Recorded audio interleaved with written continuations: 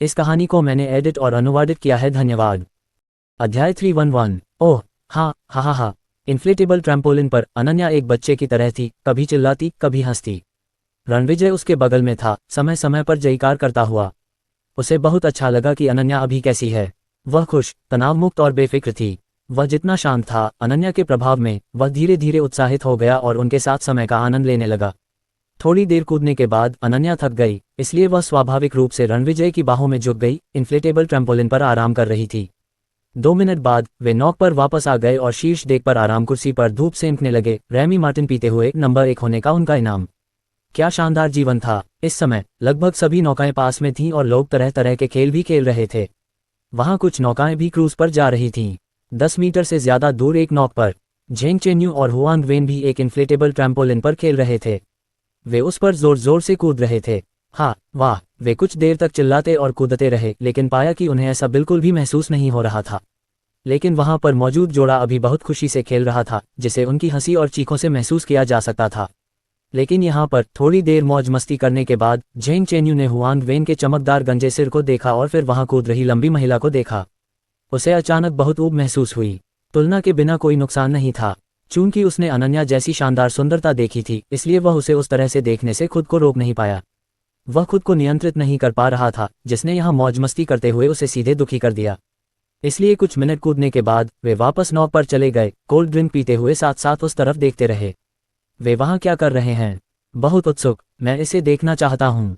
ओह क्या अफसोस है, मैंने पहले कभी इतनी खूबसूरत महिला क्यों नहीं देखी।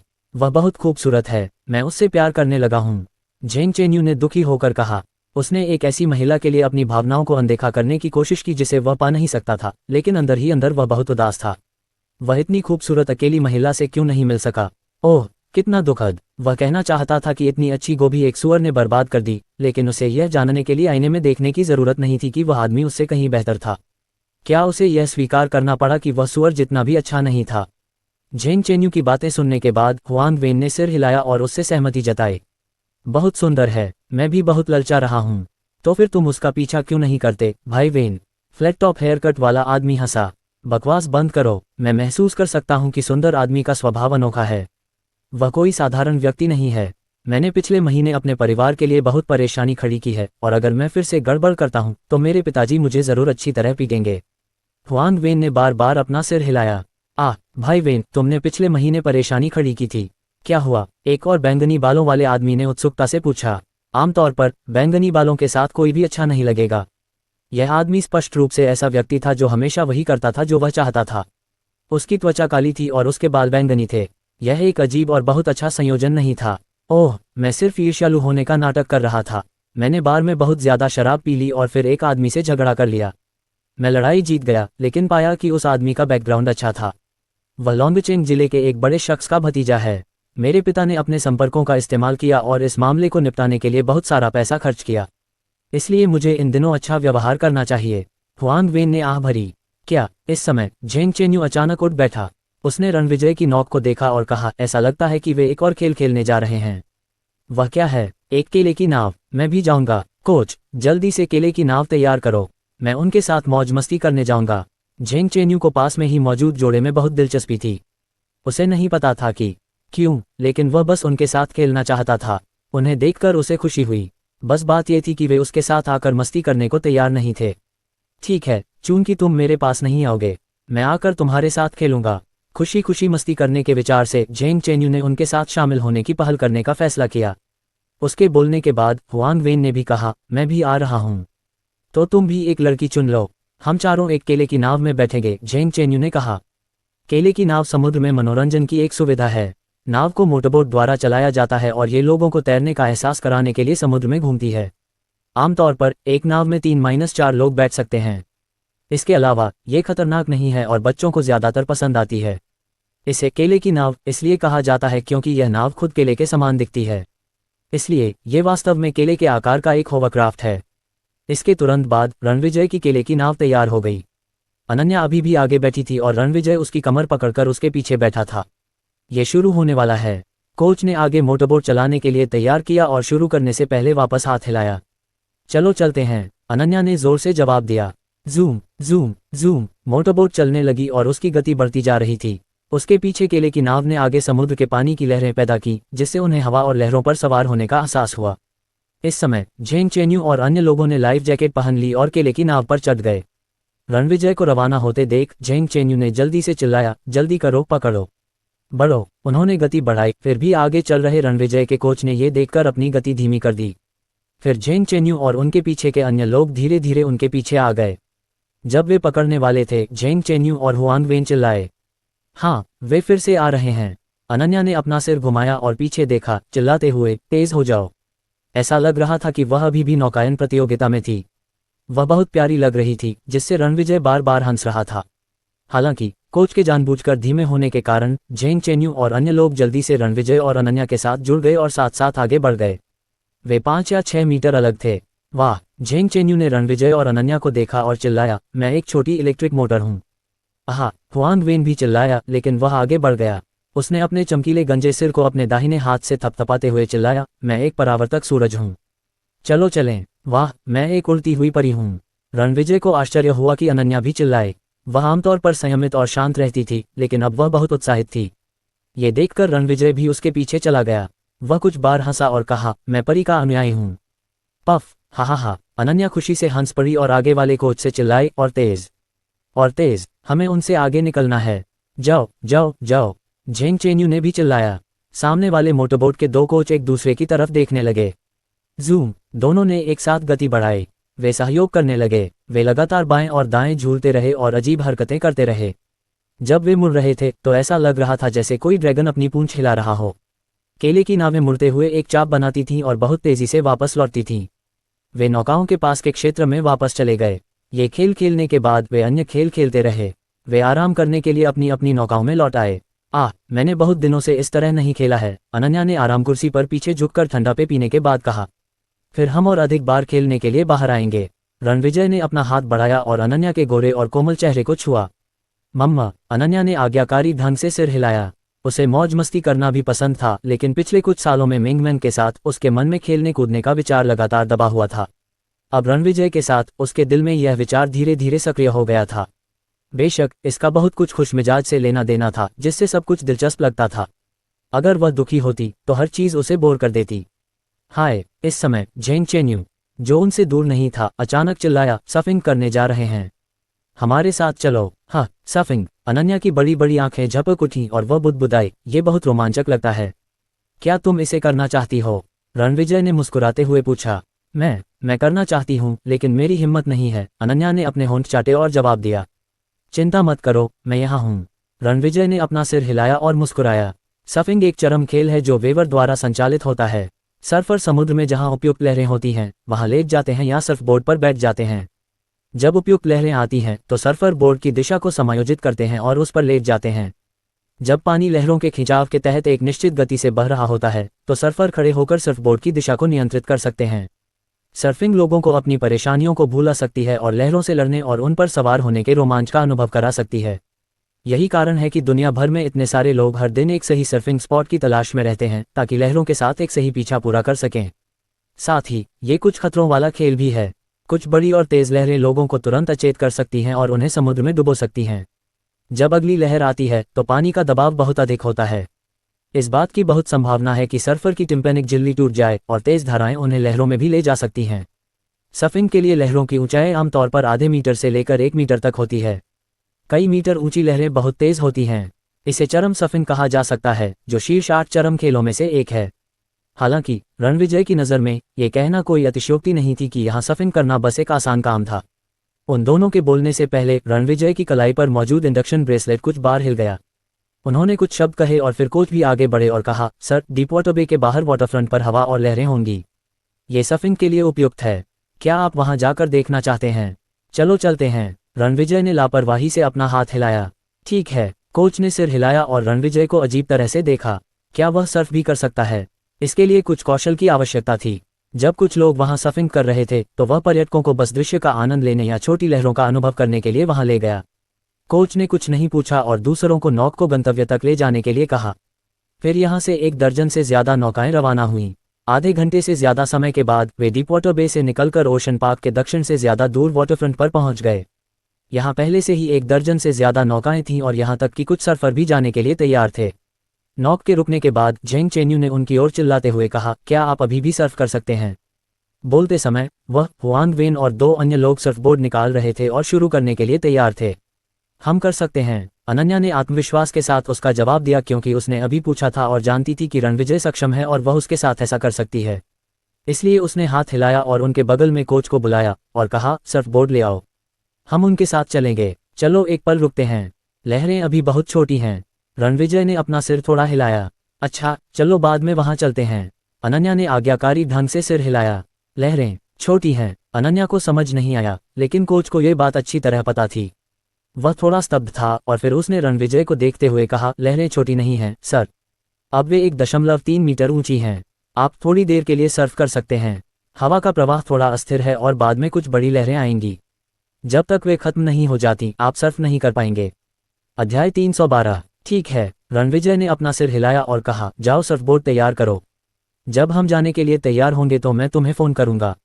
यह ठीक है। कोच ने सिर हिलाया और सर्फबोर्ड तैयार करने चला गया। अब तापमान और हवा का प्रवाह इस क्षेत्र में लोगों के सर्फ करने के लिए बहुत उपयुक्त था, जो नौसिखियों के लिए एक आदर्श स्थान था, क्योंकि लहरों की ऊंचाई मूल रूप से 1.5 मीटर से अधिक नहीं थी। अधिकांश समय ये लगभग 1 मीटर होती थी। हालांकि आज पानी की स्थिति से पता चला कि लहरें अधिक होंगी, इसलिए अधिक लोग मौज मस्ती करने आए। सामान्य परिस्थितियों में लगभग 10 नौकाएं होतीं, अब लगभग 30 थीं। जाहिर है यहाँ कई अनुभवी लोग थे जो सभी बड़ी लहरों का इंतजार कर रहे थे। हालांकि समुद्र हमेशा ही उतार चढ़ाव भरा रहता था, इसलिए यह अनुमान लगाना असंभव था कि लहरें कितनी ऊंची होंगी। जैसे ही कोच तैयारी करने के लिए नीचे गया, उसने अचानक एक अपेक्षाकृत बड़ी नौक को कुछ ही दूरी पर आते देखा। उस पर करीब 20 लोग थे। जब उसने अपनी नजरें उस पर टिकाईं तो उसने कुछ आकृतियां देखीं और आश्चर्य से बुदबुदाया, क्या ये लू जोंगबुआंग नहीं है? वह भी आ जाया था। अरे पैंगयली, यूदा, ओह माय, साउथ आइलैंड के सभी महान सर्फर यहाँ हैं। ये कोच साउथ आइलैंड पर लंबे समय से काम कर रहा था और उसे सफिंग सकल की समझ थी। उसने अभी जिन लोगों का जिक्र किया था वे सभी इस सकल के महान खिलाड़ी थे। वे 6 या 7 साल से सफिंग कर रहे थे। जब कोच ने उन्हें देखा तो उसे बहुत आश्चर्य नहीं हुआ। हालांकि जब उसने एक गोरा आदमी देखा जो सितारों से घिरा हुआ सूरज की तरह था तो वह चौंक गया। अरे क्या ये डेविड नहीं है?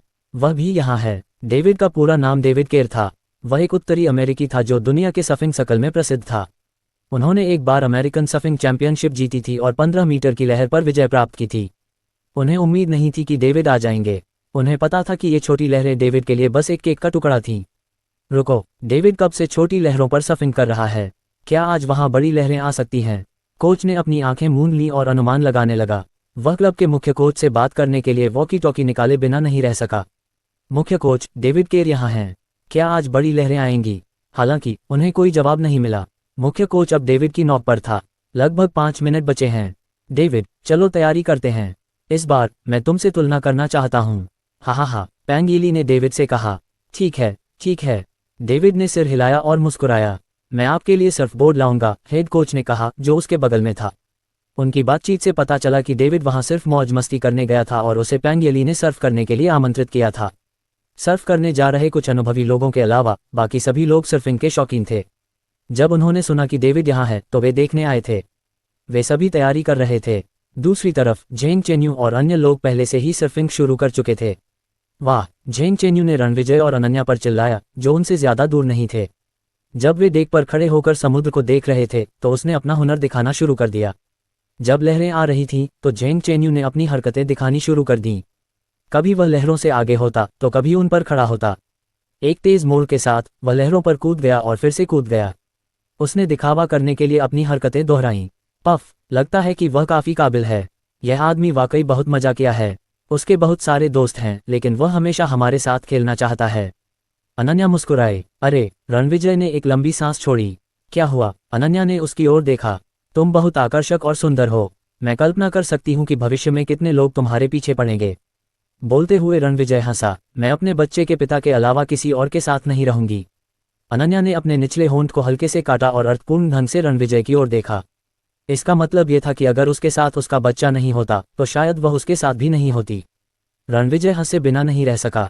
उसने अपना हाथ आगे बढ़ाया और सीधे अनन्या की कमर पकड़ ली और उसके कान में फुसफुसाया, तुम मेरे साथ रहने के लिए किस्मत में हो। मूर्ख। अनन्या ने अपनी कमर को मोड़ा और अपने सुंदर नितंबों से रणविजय को धीरे से मारा। बहुत शरारती। ये देखने के बाद रणविजय ने आंखें मूंद लीं और फुसफुसाया, मैं उन दिनों का इंतजार कर रहा हूं जब तुम्हारे पीरियड्स नहीं होंगे। ऐसे आक्रामक शब्द उन्होंने अनन्या को, ओह, उसका चेहरा लाल हो गया। उसने महसूस किया कि उसका शरीर अकड़ गया है क्योंकि उसकी कमर गर्म हो गई है जहां रणविजय उसे पकड़े हुए था। जैसे ही उसने उस पल के बारे में सोचा, वह थोड़ी घबरा गई और शर्मीली हो गई। वह खुद को बहुत अच्छी तरह से व्यक्त नहीं कर पा रही थी, इसलिए उसने शर्मीली आवाज में कहा, मैं मुझे यह नहीं चाहिए। तुम्हारे सपनों में मैंने अभी तक तुम्हारा परीक्षण पूरा नहीं किया है। अभी भी बहुत जल्दी है, फिर भी तुम अपना असली रंग दिखा रही हो। कौन जानता है कि भविष्य में क्या होगा। चलो। रणविजय ने केवल 2 शब्द कहे। अनन्या के गालों पर लालिमा छा गई। सौभाग्य से कोच अचानक आया और बोला, सर, सर्फबोर्ड तैयार हैं। अनन्या का हाथ थामने और नीचे जाने से पहले रणविजय ने सिर हिलाया। जब उसने देखा कि वहां 2 सर्फबोर्ड हैं तो रणविजय ने अपना सिर हिलाया और कहा, एक ही काफी है। मैं उसे ले जाऊंगा। तुम उसे ले जाओगे? कोच की आवाज ऊंची थी और उसने संदेह से कहा, क्या ये ठीक है? बस सही व्यवस्था करो। रणविजय ने दृढ़ता से उत्तर दिया। अच्छा, क्या तुम दोनों तैर सकते हो? उसके ऐसा कहने के बाद कोच को खुद एहसास हुआ कि वह बकवास कर रहा था। अगर वे तैर नहीं सकते तो समुद्र में सर्फ करने की हिम्मत कौन करेगा? रणविजय के हाव भाव और लहजे से पता चलता था कि वह स्पष्ट रूप से एक अनुभवी था। इस बारे में सोचने के बाद कोच ने सिर हिलाया और कहा, ठीक है, लेकिन मैं तुम्हें सुरक्षा पट्टियां दूंगा। रणविजय ने सिर हिलाया। कोच ने हथकड़ी जैसी दिखने वाली 2 पट्टियां लीं और उन्हें रणविजय को देते हुए कहा, इन्हें अपनी कमर पर बांध लो। रणविजय ने कमान संभाली और उन्हें खुद और अनन्या पर पहनाया। 2 बकल को जोड़ने वाली एक रस्सी थी, जबकि रणविजय के बकल पर एक और रस्सी को कोच ने सर्फबोर्ड पर पकड़ रखा था। वे सर्फिंग स्पॉट पर पहुंच गए।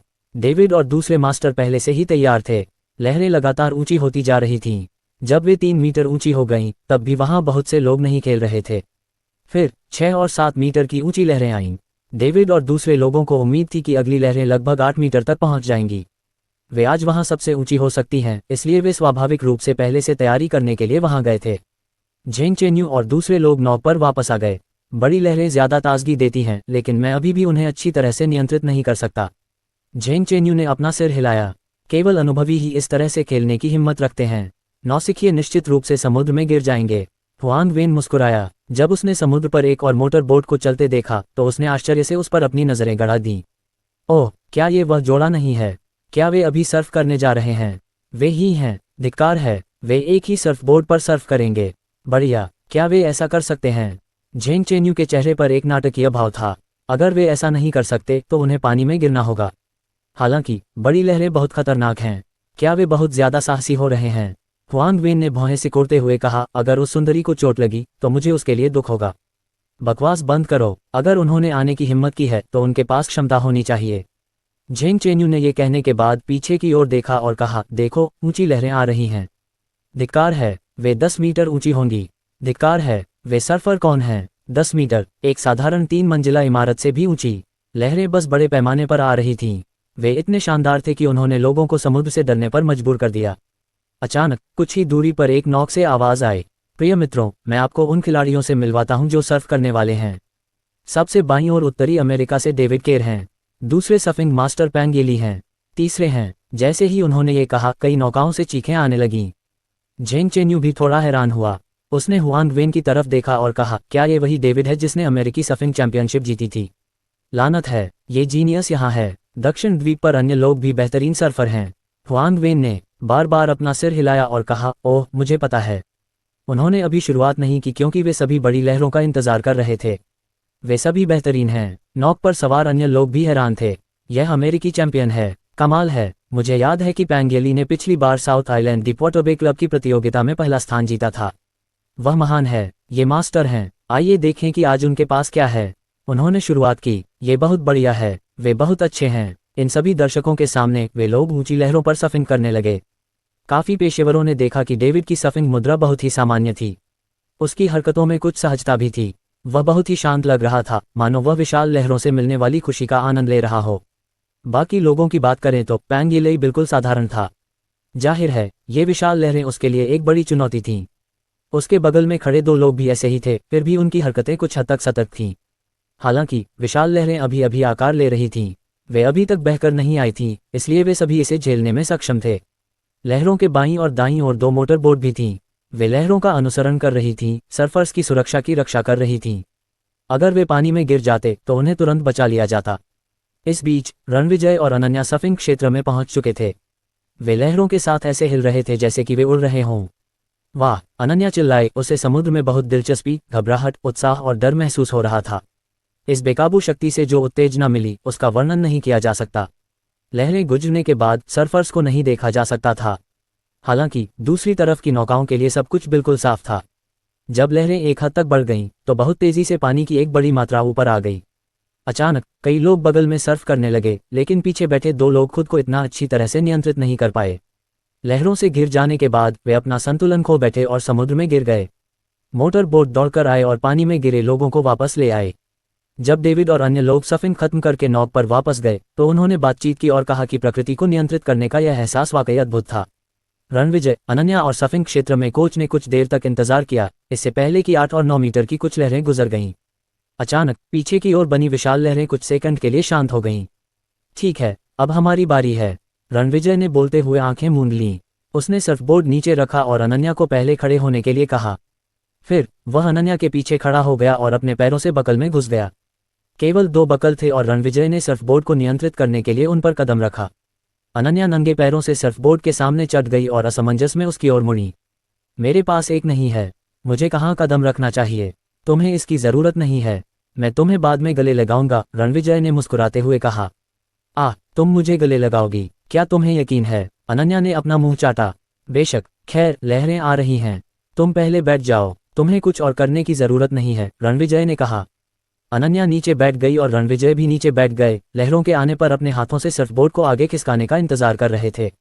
वे दोनों तैयार थे, वे बस लहरों के आने का इंतजार कर रहे थे। ये देखकर कि वे मानक स्थिति में नहीं थे, समुद्र के दूसरी तरफ मोटर बोट पर कोच चिंतित हो गया और खुद से बुदबुदाया, क्या वे वाकई ऐसा कर सकते हैं? उनकी मुद्रा देखो, मुझे डर है कि जब लहरें आएंगी तो वे गिर जाएंगे। दूसरी तरफ कई नौकाओं से लोगों का एक समूह उतरा और सर्फ करने के लिए तैयार हो गया। वे सभी सर्फिंग क्षेत्र में जाने के लिए तैयार थे। बड़ी लहरें चली गई थीं, इसलिए अब 1 मीटर ऊंची लहरें होंगी। दुर्भाग्य से समुद्र में हलचल थी। वहां देखो, धिक्कार है, बहुत बड़ी लहरें। झेंग चेन्यू रणविजय और अनन्या को देख रहा था, जो सर्फ करने की तैयारी कर रहे थे, जब उसने देखा कि उनके पीछे समुद्र का पानी अचानक डूब गया और फिर बड़ी लहरें उठीं और उन पर टूट पड़ीं। वे 17 या 18 मीटर ऊंचे हैं। हुआंग वेन ने अपनी आंखें चौड़ी कर लीं। ओह नहीं, वह जोड़ा सर्फ करने वाला है। झेंग चेन्यू, जो चिंतित था, जल्दी से डेक पर रणविजय की दिशा में चिल्लाया, अरे, बहुत बड़ी लहरें आ रही हैं, सावधान रहो। यहाँ तक कि नौक पर मौजूद लोगों ने भी ये देखा। वे सभी चौंक कर अपनी आंखें चौड़ी कर लीं। बहुत बड़ी लहरें अचानक आ गईं। जो लोग वहां जाने वाले थे वे रुक गए थे और अब चुपचाप लहरों को देख रहे थे। कोच, जो रणविजय से कुछ मीटर दूर था, उसे एहसास हुआ कि कुछ गड़बड़ हो सकती है और वह चौंक कर पीछे देखने लगा। ओह माय, इतनी बड़ी, 17 या 18 मीटर ऊंची, ये वाकई बहुत बड़ी लहरें थीं। जैसे ही उसे एहसास हुआ, उसने जल्दी से रणविजय की तरफ देखा और चिल्लाया, अरे, जल्दी करो और लेट जाओ, सर्फबोर्ड पकड़ो, हिलो मत। विशाल लहरों की ताकत भयानक और सर्फिंग के लिए खतरनाक थी, इसलिए कोच ने उन्हें सर्फबोर्ड को अपनी जगह पर रखने और विशाल लहरों के चले जाने का इंतजार करने के लिए कहा। उसे उम्मीद नहीं थी कि सुंदर लड़का उसकी बातों को बिल्कुल भी नहीं सुनेगा। सर्फिंग शुरू करने के लिए तैयार होते हुए उसकी हथेलियां समुद्र में गहराई तक चली गईं। ओह नहीं, कोच हैरान रह गया। वे इतनी बड़ी लहरों पर सर्फिंग करने जा रहे थे। उसे निराशा हुई, अगर उन्हें चोट लगी तो वह भी जिम्मेदारी लेगा। हालांकि अब कुछ भी कहने के लिए बहुत देर हो चुकी थी। दूसरी तरफ डेविड और दूसरे लोग नौक पर थे। यह अफसोस की बात है, ये लहरें वही हैं जो मैं चाहता था। डेविड ने आंखें सिकोड़कर आगे की ओर उठती विशाल लहरों को देखा। ये विशाल लहरें लगभग 18 मीटर ऊंची लग रही हैं। विश्व रिकॉर्ड 23.7 मीटर का है। इस तरह की लहरों से निपटना बहुत मुश्किल है। अगर मैं होता तो मुझे डर है कि मैं खुद को अच्छी तरह से नियंत्रित नहीं कर पाता। पैंग येली ने बार बार आह भरी। अपने दिल की गहराई में वह भी विशाल लहरों पर विजय प्राप्त करना चाहता था, लेकिन उसके पास अभी भी ऐसी क्षमता नहीं थी। अरे, क्या हो रहा है? वे 2 लोग फिर भी आगे बढ़ेंगे। अगर एक व्यक्ति होता तो ठीक रहता, लेकिन वह किसी दूसरे व्यक्ति के साथ विशाल लहरों पर सर्फ करेगा। वे मजाक कर रहे होंगे। अचानक डेविड ने रणविजय और अनन्या को देखा, जो विशाल लहरों से बहुत दूर नहीं थे, और भौहें सिकोड़ लीं। उसे सर्फिंग का मजा तो आता था, लेकिन वह विशाल लहरों से डरता भी था। वह जानता था कि लहरें खूबसूरत होने के साथ साथ भयानक भी होती हैं। बस इसी वजह से वह एक के बाद एक बड़ी लहरों पर विजय प्राप्त करना चाहता था। उसे लगा कि यह भी एक सफलता है। इतनी बड़ी लहरों का सामना करते समय उसे भी बहुत सावधान रहना पड़ा। उसने कभी नहीं सोचा था कि कहीं से आए 2 पर्यटक इतने घमंडी होंगे। उन्होंने एक बोर्ड पर सर्फ करने की हिम्मत भी की। उसकी राय में वह आदमी सिर्फ शौकिया था। अगर उसे वाकई सर्फ करना आता तो वह ऐसी परिस्थितियों में सर्फिंग नहीं करता। हालांकि जब उन्होंने देखा कि आगे क्या हुआ, डेविड ने कहा, यह कैसे संभव है? पैंग येली ने कहा, मैंने अभी क्या देखा। सब चौंक गए, क्या बकवास है? ... जब उन्होंने बड़ी लहरों को देखा तो सभी बहुत घबरा गए। रणविजय को भी ऐसा ही लगा। मैं शुरू करता हूं, उसने कहा। जब उसने अपने हाथ पानी में दबाए तो सर्फबोर्ड आगे की ओर चला गया, जैसे कि उसे हल्का बल दिया गया हो। यही वह क्षण था जब कोच ने चिल्लाकर कहा कि उन्हें सर्फबोर्ड पकड़ना चाहिए। अनन्या ने पीछे देखा और देखा कि उसके पीछे 6 या 7 मंजिल जितनी ऊंची लहरें थीं। अनन्या चिल्लाए। अचानक आए विशाल लहरों ने उसे बहुत दबाव में डाल दिया। वह बहुत डर गई और बेचैनी से बोली, वे बहुत बड़ी हैं। रणविजय, हम क्या करें? हम डूब जाएंगे। अभी सर्फबोर्ड पकड़ो। हा, सब ठीक है, निश्चिंत रहो, मैं यहाँ हूँ। रणविजय ने अनन्या के हाथ पकड़े और खड़ा हो गया।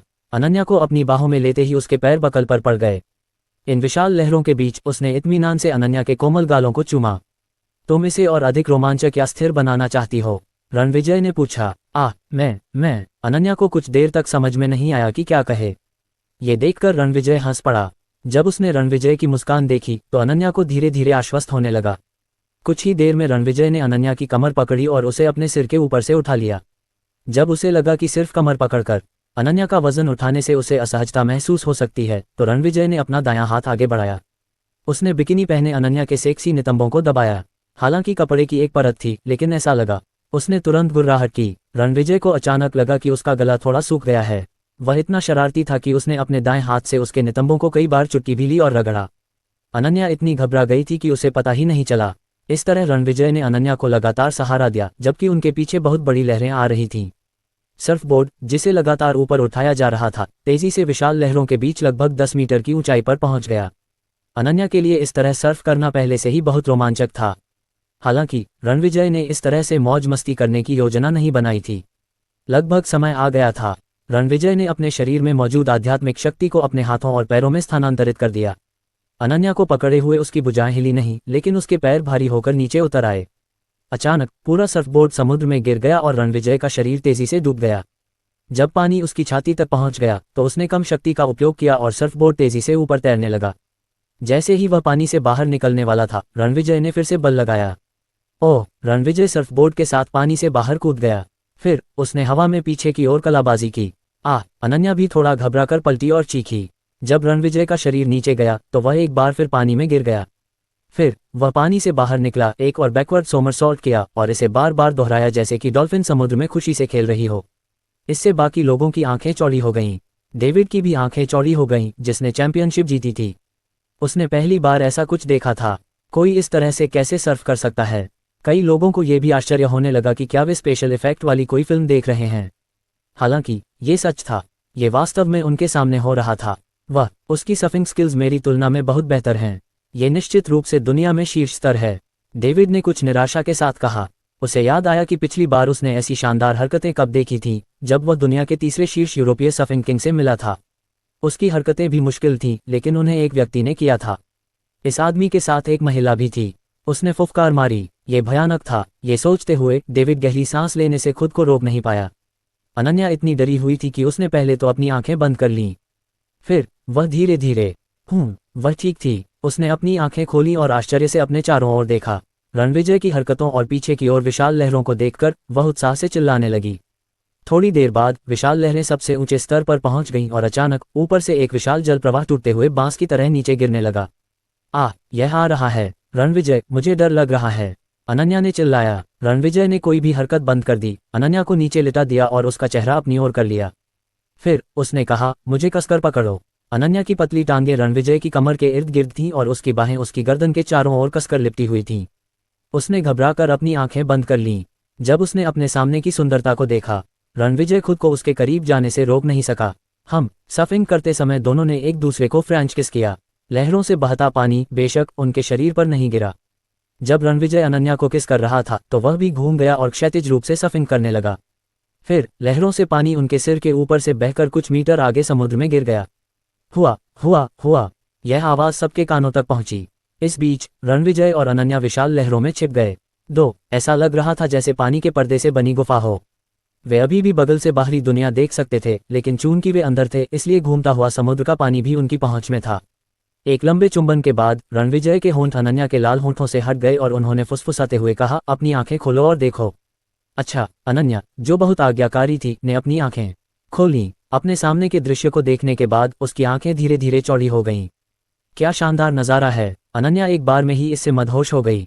उसने अपनी पतली उंगलियां ऊपर घूमते समुद्र के पानी में भी फैला दीं। पानी के बहाव की लय और पानी का पर्दा बेहद खूबसूरत थे। खूबसूरत है न? रणविजय ने हंसते हुए पूछा। हाँ, यह अद्भुत है। क्या ये सुंदर है? हाँ, ये सुंदर है। हा हा हा, चाहे कितनी भी खूबसूरत हो, तुम्हारी बराबरी नहीं कर सकती, रणविजय ने अनन्या की ओर देखते हुए कहा। ओह, अनन्या ने महसूस किया कि उसके शरीर और मन पर प्रेम का आक्रमण हो रहा है। जब वह स्नेह से रणविजय की ओर देखते हुए बोली, मत बोलो, मुझे चूमो, उद्धरण चिन्ह डॉट डॉट डॉट उद्धरण चिन्ह। चुंबन के बाद अनन्या का चेहरा लाल हो गया। उसने अपना सिर उठाया, कभी पानी के पर्दे को देखती तो कभी रणविजय को। ऐसा महसूस करती कि यह कोई सपना है। हालांकि लहरें अंततः समाप्त हो ही जातीं। जब वे जाने वाली थीं तो रणविजय ने दिशा नियंत्रित की और पानी के पर्दे द्वारा बनाई गई गुफा से बाहर निकल गए। 10 मीटर से अधिक ऊंची विशाल लहरें समाप्त हो गईं। जब पास के लोगों ने उन्हें देखा तो वे सभी खुशी से झूम उठे। कोच ने जल्दी से मोटर बोट को उनकी ओर बढ़ाया। उसने रणविजय की ओर प्रशंसा से देखा और उसे अंगूठा दिखाया। यार, तुम कमाल हो। अब वह वाकई आश्वस्त हो गया था, पूरी तरह से आश्वस्त। पता चला कि वह बस बड़ी लहरों का इंतजार कर रहा था। उसकी सर्फिंग स्किल्स पहले ही अपने चरम पर पहुंच चुकी थी। पता चला कि वह एक बेहतरीन सर्फिंग मास्टर था। उसकी तुलना में उनकी तुलना भी नहीं की जा सकती थी। वह अपने हुनर से पूरी तरह आश्वस्त था। अब कोई बड़ी लहरें नहीं हैं। क्या तुम जारी रखोगे? कोच ने पीछे देखते हुए पूछा। बड़ी लहरों के बाद समुद्र शांत हो गया और लहरें फिर से 1 मीटर ऊंची हो गईं। उसे विश्वास था कि उसके सामने वाले खूबसूरत लड़के के लिए ये छोटी लहरें कुछ भी नहीं थीं। हालांकि उसे नहीं पता था कि पहले की बड़ी लहरें भी उसके लिए आसान थीं। क्या हम जारी रखें? रणविजय ने अनन्या की ओर देखते हुए पूछा। नहीं, मैं वापस जाकर थोड़ी देर लेटना चाहता हूँ। अनन्या ने अपना सिर हिलाया। ओह, तो मैं तुम्हें वापस ले जाऊंगा, कोच ने उनसे कहा। अनन्या को अचानक एहसास हुआ कि वह अभी भी रणविजय के शरीर को चिपचिपी कैंडी की तरह पकड़े हुए है। ये शब्द सुनने के बाद वह जल्दी से नीचे उतर गई। आखिरकार कोच उन्हें वापस यॉट पर ले आया। जब वह डेक पर आराम कुर्सी पर लेटी थी, अनन्या ने उसकी छाती थपथपाई और गहरी सांस ली। उसने उत्साह से रणविजय को देखा और कहा, यह वाकई रोमांचक है। यह मजेदार है। तुम कमाल हो। ऐसा लगता है कि तुम अभी भी खेलना चाहते हो। रणविजय ने मुस्कुराते हुए अपना सिर हिलाया और कहा, वहां जाकर थोड़ी देर खेलना चाहते हो? ओह, क्या वहां बड़ी लहरें हैं? अनन्या ने अपना सिर उठाया और समुद्र की ओर देखा। उसे लगा कि 1 मीटर की छोटी लहरें उनके लिए कम रोमांचक लग रही थीं। ऐसा लगता है कि वहां कोई बड़ी लहरें नहीं हैं। तो चलो नहीं चलते, चलो लेट जाते हैं और थोड़ी देर आराम करते हैं। रणविजय मुस्कुराया और बोला, बाद में मैं तुम्हें सबसे बड़ी लहरों पर सर्फ करने के लिए ले जाऊंगा। मैं तुम्हें समुद्र की तलहटी में भी ले जाऊंगा और तुम्हारे साथ पूरी दुनिया में मौज मस्ती करूंगा। हाँ, मैं इंतजार कर रही हूँ, अनन्या ने हंसते हुए कहा। कुछ मिनट तक नॉक पर लेटे रहने के बाद कोच उनके पास आया। सर, वहाँ नॉक पर डेविड आपसे मिलने आना चाहता है। मेरे पास समय नहीं है। 1 मिनट बाद, सर, मिस्टर जेंग, जिन्होंने शराब पेश की थी, वे आपके साथ खेलना चाहते हैं। नहीं, ठीक है, कोच ने सिर हिलाया और चला गया। इस बार रणविजय ने सीधे कहा, नॉक को एक चक्र में घुमाओ। ठीक है, कोच नीचे चला गया और रणविजय की नॉक पास के पानी में भटकती हुई चली गई। अनन्या बहुत खुशी से खेली। अगले 1 घंटे में उसने कई बार कहा, ये वाकई रोमांचक है। ये बहुत मजेदार है। तुम कमाल हो। आखिरकार रणविजय ने जवाब दिया, मैं और भी शक्तिशाली हो सकता हूँ। फिर उसने मुस्कुराते हुए अपना शरीर उसके शरीर से सटा दिया। इस तरह वे दोनों एक दूसरे को गले लगाते हुए नज़ारे को देखने लगे। ये 12:30 बजे था। रणविजय ने कहा, क्या तुम्हें भूख लगी है? क्या हम लंच के लिए चलें? मुझे थोड़ी भूख लगी है। क्या हम वापस रेस्टोरेंट में खाना खाने चलेंगे? अनन्या ने रणविजय की बाहों में बुदबुदाया। हम वापस नहीं जाएंगे। अगर हम अभी वापस जाते हैं तो मिंग मैन खुश नहीं होगी। झो फेई ने इतने सारे स्नैक्स बनाए हैं कि वह सामान्य परिस्थितियों में नहीं खा सकती। मुझे लगता है कि वह अब उनका आनंद ले रही है, रणविजय ने बोलते हुए हंसा। ये छोटी लड़की, अनन्या ने भी हंसते हुए कहा, चलो पश्चिमी भोजन खाते हैं। ठीक है। इस प्रकार वे दोनों वापस चले गए और नॉर्थ डीपवाटर बे में वापस चली गई। इस बीच मिंग मैंग वास्तव में वही कर रही थी जो वे दोनों सोच रहे थे। रेस्तरां की पहली मंजिल पर मिंग मैंग एक लॉलीपॉप पकड़े हुए थी और उसे खुशी से चाट रही थी। आंटी फेई, मुझे भूख लगी है, आप खाना क्यों नहीं बनाती? मिंग मैंग ने टीवी देखते हुए कहा। खाना बनाओ। मैं खाना नहीं बना सकती। झो फेई ने अपने होठों को मोड़ा और मिंग मैंग के प्यारे छोटे चेहरे को चुटकी बजाते हुए कहा, तुम भूल गई। हम दोपहर को KFC खाने जाएंगे। मैं वह नहीं खाना चाहती। मैं KFC नहीं खाना चाहती। आंटी फेफेई, मेरा केक कहाँ है? मैं जन्मदिन का केक खाना चाहती हूँ, मेंग मैंग ने अपना छोटा सा मुंह फुलाते हुए कहा। ओह मेरी छोटी राजकुमारी, मैंने तुमसे कहा था, हम रात को केक खाएंगे, जोऊ फेई ने असहाय होकर कहा। अध्याय 313। लेकिन मैं अभी जन्मदिन का केक खाना चाहती हूँ, मेंग मैंग ने नाक सिकोड़ते हुए कहा। मेंग मैंग इतनी प्यारी थी कि काजल और लुओ किंग अपने हाथों से अपना मुंह ढांकते हुए हंसने से खुद को रोक नहीं पाए। मेंग मैंग, क्या तुम पहले ही सहमत नहीं हो गई? तुमने कहा था कि तुम आंटी फेफी की बात मानोगे और रात को केक खाने का वादा भी किया था, जोऊ फेई ने थोड़ी असहायता से कहा। सुबह वह मेंग मैंग को माउंट न्यू मून में खेलने के लिए ले गई। वे 12 बजे तक वापस नहीं आए। उन्होंने केएफसी में खाने की योजना बनाई, लेकिन बाद में उन्हें लगा कि वहां भीड़ होगी, इसलिए उन्होंने रेस्तरां में खाने का फैसला किया। इसलिए झाओ फैंग ने किसी से वहां खाना खरीदने के लिए कहा। तीनों महिलाएं और मेंग मैंग पहली मंजिल पर थीं और झाओ फैंग बाहर था। उसने बस एक नोटिस बोर्ड निकाला और उस पर लिख दिया, आज बंद है। जाहिर है, जो खाने के शौकीन लोग रेस्टोरेंट पर निर्भर थे, वे आज अपना पसंदीदा खाना नहीं खा पाए।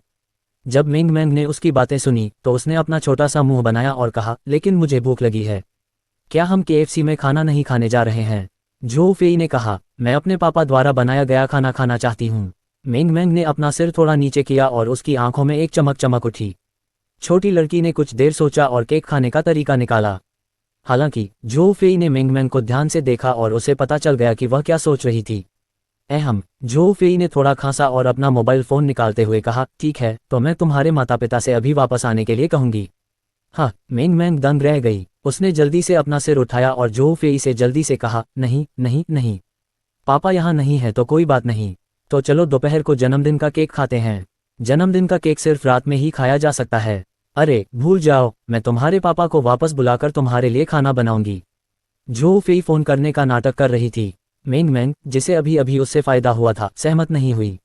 उसने जल्दी से अपने छोटे हाथों को हिलाया और जल्दी से कहा, ओह नहीं, उसे फोन मत करो, चलो केएफसी में खाते हैं।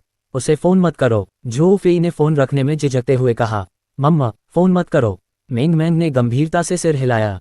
सुबह से अब तक छोटी लड़की ने अभी अभी लॉलीपॉप खाया था और उसने अभी तक उसे पूरा नहीं खाया था। अभी भी उसके लिए बहुत सारे स्नैक्स इंतजार कर रहे थे। क्या तुम अपने पापा का बनाया खाना नहीं खाना चाहती? मुझे अंडे खाने हैं। केएफसी ठीक है, मुझे ड्रमस्टिक खाना पसंद है।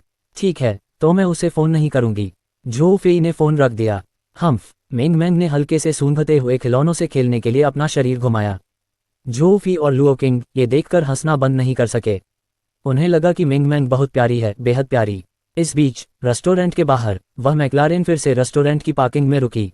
बैंग बैंग, सन डोंगहिंग और लुयिन कार से बाहर निकले। भाई फैंग, झाओ फैंग को देखकर सन डोंगहिंग उनके पास आया। जब उसने साइन देखा तो वह दंग रह गया और बोला, क्या यह आज खुला नहीं है? इमिम, झाओ फैंग ने सिर हिलाया। ओह, बॉस खेलने के लिए बाहर गए हैं। इमिम, अरे क्या रेस्टोरेंट में कोई है? सन डोंगहिंग ने काजल और अन्य लोगों को अंदर बैठे देखा। वे मेंग मैंग, काजल और अन्य हैं। आज बॉस और उनकी पत्नी खेलने के लिए बाहर गए थे, झाओ फैंग ने समझाया। ओह, तो क्या मैं अंदर जाकर थोड़ी देर बैठ सकता हूँ? सन डोंगहिंग ने पूछा। झाओ फैंग ने एक पल सोचा और संदेह से पूछा, दोपहर का भोजन नहीं है? क्या मतलब है? झाओ फैंग की बातें सुनकर और उसकी उदासीन प्रतिक्रिया देखकर लुयिन बहुत उत्सुक हो गया। भाई डोंग पहले से ही बहुत अमीर था और उसकी पृष्ठभूमि भी अच्छी थी, लेकिन उनके सामने ये भाई फैंग उससे कहीं ज्यादा शक्तिशाली लग रहा था। खास बात यह थी कि भाई फैंग भी बहुत सुंदर था और उसका स्वभाव भी अनोखा था। वह उसका बॉयफ्रेंड बनने के लिए एकदम सही था। अच्छा, मेंग मैंग अंदर है ना? मैं उसके लिए आया हूँ।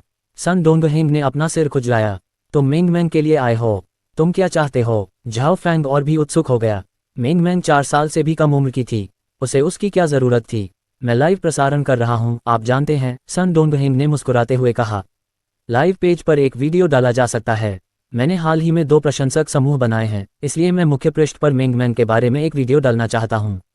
वह बहुत प्यारी और सुंदर है। मुझे यकीन है कि यह हिट होगा। मैंने उसके लिए पहले से ही कुछ केक तैयार कर रखे हैं। सन डोंगहिंग ने बोलते हुए अपने हाथ में खाने का बैग उठाया। देखा जा सकता था कि उसमें एक बुटीक बॉक्स था जिसमें कई तरह के नॉन क्रीमी केक थे। झाओ फैंग ने इस बारे में सोचा और कहा, ठीक है, तो आपको बॉस को फोन करके पूछना चाहिए। सन डोंगहिंग का परिवार और बॉस भी एक दूसरे से बहुत परिचित थे और बॉस ने उन्हें बचाया भी। चूंकि वह कोई बाहरी व्यक्ति नहीं था, इसलिए झाओ फैंग ने उसे सीधे मना नहीं किया। बॉस का फोन नंबर क्या है? सन डोंगहिंग ने अपने होंठ चाटे और पूछा। मैं उन्हें फोन करूंगा। झाओ फैंग ने अपना मोबाइल फोन निकाला और सीधे रणविजय का नंबर डायल किया। जब किसी ने फोन उठाया तो उसने फोन सन डोंगहिंग को थमा दिया। अहम बॉस, यह मैं हूँ डोंगहेंग। मैं लाइव प्रसारण कर रहा हूँ, इसलिए मैं अपने प्रशंसकों को दिखाने के लिए मेंगमेंग का एक वीडियो रिकॉर्ड करना चाहता हूँ। मुझे आश्चर्य है कि क्या ये ठीक है। ठीक है, धन्यवाद बॉस, धन्यवाद। बस कुछ शब्दों के बाद उसे रणविजय की सहमति मिल गई। सन डोंगहेंग लगभग कान से कान तक मुस्कुराया। उसने फोन झाओ फैंग को सौंप दिया और कहा ठीक है, वह सहमत हो गया। झाओ फैंग ने सिर हिलाया और सन डोंगहेंग के साथ रेस्तरां में चला गया। मेंगमेंग, मैं आ गया हूँ, देखो मैं तुम्हारे लिए क्या लाया हूँ। सन डोंगहेंग ने देखा कि मेंगमेंग सोफे पर बैठी थी, इसलिए वह मुस्कुराया और उसके पास गया। वह क्या है? मेंगमेंग की बड़ी आंखें सन डोंगहेंग के हाथ में खाने के बैग पर टिकी हुई थीं। उसे स्पष्ट रूप से लगा कि अंदर केक हैं। उसे केक बहुत पसंद थे। छोटे केक, झाओ फैंग ने जवाब दिया। मैं उन्हें खाना चाहता हूँ। मेंगमेंग की आंखें एक पल में चमक उठीं। कोई समस्या नहीं, लेकिन मेंगमेंग, क्या तुम मेरा एक काम कर सकती हो? सन डोंगहेंग ने कहा। क्या है, तुम क्या चाहती हो? जूफी ने उसे कुछ देर तक देखा और बहुत गुस्सा हो गया। लड़की के माँ बाप आज यहाँ नहीं थे, लेकिन वह और काजल अभी भी वहाँ थीं। अब सन डोंगहेंग कुछ करना चाहता था। वह उन्हें कैसे अनदेखा कर सकता था? सन डोंगहेंग ने अपना सिर खुजलाया और कहा, ओह मिस, मैं मेंगमेंग के लिए एक छोटा सा वीडियो रिकॉर्ड करना चाहता हूँ। बिल्कुल नहीं, जूफी ने सीधे अपना सिर हिलाया और कहा, हमारी मेंगमेंग बहुत प्यारी है। क्या तुम्हें लगता है कि तुम उसे सिर्फ कुछ केक देकर खरीद सकती हो? मुझे क्या करना चाहिए? सन डोंगहेंग ने कहा। ओह नहीं, बॉस ने सहमति दे दी है। मेरे जीजाजी सहमत हैं। रुको, मैं पूछती हूँ। जूफी ने अपना मोबाइल फोन निकाला और सीधे रणविजय का नंबर डायल किया। सच्चाई जानने के बाद उसने सन डोंगहेंग को घूरते हुए कहा, ठीक है, तो जल्दी करो और रिकॉर्ड करो। ठीक है, सन डोंगहेंग मुस्कुराया। उसने अपनी जेब से नोट निकाला और मेंगमेंग से कहा, मेंगमेंग, तुम्हें बस बाद में इस पर लिखे शब्दों को पढ़ना है। मेंगमेंग ने अपनी बड़ी बड़ी चमकीली आंखें झपकाईं और उलझन में पूछा, ओह यह क्या है? मैं तुम्हें सिखाऊंगी। मेंगमेंग से बात करते हुए सन डोंगहेंग ने इशारे किए। लगभग 10 मिनट बाद रिकॉर्डिंग शुरू हुई। सन डोंगहेंग ने नोट वाला मोबाइल फोन लिया। उसने इशारे से फुसफुसाते हुए कहा, शुरू करो। मेंगमेंग कैमरे की तरफ मुंह करके अपनी बड़ी बड़ी आंखें झपका रही थी। वह बहुत प्यारी लग रही थी और स्क्रीन पर धीरे से बोल रही थी। ओह सभी को नमस्कार। ठीक है, अगर आपको लाइव प्रसारण पसंद आया तो कृपया निम्नलिखित समूहों में शामिल हों। क्यू नंबर 162099227 है और वेचेट नंबर 13347254041 है। इन प्रशंसक समूहों में शामिल हों। सभी जल्दी आओ। मेंगमेंग की याददाश्त अच्छी थी और उसने वह सब कुछ कह दिया जो सन डोंगहेंग ने उसे बताया था। इसके अलावा मेंगमेंग बहुत सुंदर और प्यारी थी। उसका मुंह छोटा और आंखें बड़ी चमकदार थीं। उम्मीद थी कि बहुत से लोग उसे ऑनलाइन पसंद करेंगे। बिल्कुल सही। रिकॉर्डिंग खत्म करने के बाद सन डोंगहेंग हंसे और तालियां बजाते रहे। केक, मुझे केक खाना है। काम खत्म करने के बाद मेंगमेंग ने केक मांगते हुए अपने हाथ बढ़ाए। बैग मिलने के बाद मेंगमेंग उसे खोलने के लिए इंतजार नहीं कर सकती थी। उसने इसे देखा और दंग रह गई। फिर उसने सन डोंगहेंग की ओर देखा और कहा, यह केक नहीं है। क्रीम कहाँ है? कोई क्रीम नहीं। ओह, ये बिना क्रीम के केक हैं। सन डोंगहेंग शर्मिंदगी से मुस्कुराया। अगर उसे यह पता होता तो वह क्रीम वाले केक खरीद लेता। मेंगमेंग ने उनमें से एक उठाया, एक छोटा सा निवाला खाया और तुरंत उसे वापस बैग में फेंक दिया। वह सन डोंगहेंग से बहुत असंतुष्ट थी और उसका उपहास किया। यह अच्छा नहीं है, तुम झूठे हो, ये केक नहीं है, मैं अब तुम्हें पसंद नहीं करती। अध्याय 314। रणविजय और अनन्या वापस घाट पर आ गए। किनारे पर जाने से पहले उन्हें स्वाभाविक रूप से अपने कपड़े बदलने के लिए कमरे में वापस जाना पड़ा। जब वे ऐसा करने जा रहे थे तो रणविजय ने अनन्या को पकड़ लिया और कमरे में चले गए। फिर 5 मिनट बाद रणविजय को शर्मिंदा होकर बाहर निकाल दिया गया। रणविजय के सामने कपड़े बदलना अब अनन्या के लिए असंभव था क्योंकि वह बहुत शर्मीली थी। और 5 मिनट बीत गए। अनन्या पहले से ही कपड़े पहने हुए थी और उसने अपने लंबे बाल नीचे कर लिए थे जो पहले एक बन में बंधे हुए थे। उसने कोई लिपस्टिक नहीं लगाई थी, लेकिन उसके होंठ अभी भी बहुत गुलाबी थे। ये पहले से ही अंदर हुई चीजों को स्पष्ट कर रहा था। अनन्या ने अपने होंठ चाटे और धीरे से कहा, डमी, जाओ अपने कपड़े बदलो। मम्मा। रणविजय मुस्कुराया। वह अंदर गया और अपने कपड़े पहने। फिर वह बाहर आया। उसने अनन्या की कमर थाम ली, चुपचाप घाटों को करीब आते हुए देखता रहा। वे किनारे पर गए और फिर यॉट क्लब से बाहर निकल गए। जब वे पांडा कार में बैठने वाले थे तो उन्हें पहले रिसीव करने वाले पुरुष कर्मचारी ने उन्हें बहुत सम्मान के साथ बाहर भेजा। वह बहुत सोच रहा था, इतनी खूबसूरत महिला को कोई साधारण व्यक्ति जीत नहीं सकता, लेकिन लग्जरी कार चलाना कहीं बेहतर था, है न? अगर वह होता तो वह निश्चित रूप से लग्जरी कार चलाता और उस खूबसूरत महिला को मौज मस्ती के लिए बाहर ले जाता। मौजूदा हालात ने उसे थोड़ा उलझन में डाल दिया और उसने पाया कि अमीर लोगों के जीवन को समझना मुश्किल है। हमें किस रेस्टोरेंट में जाना चाहिए?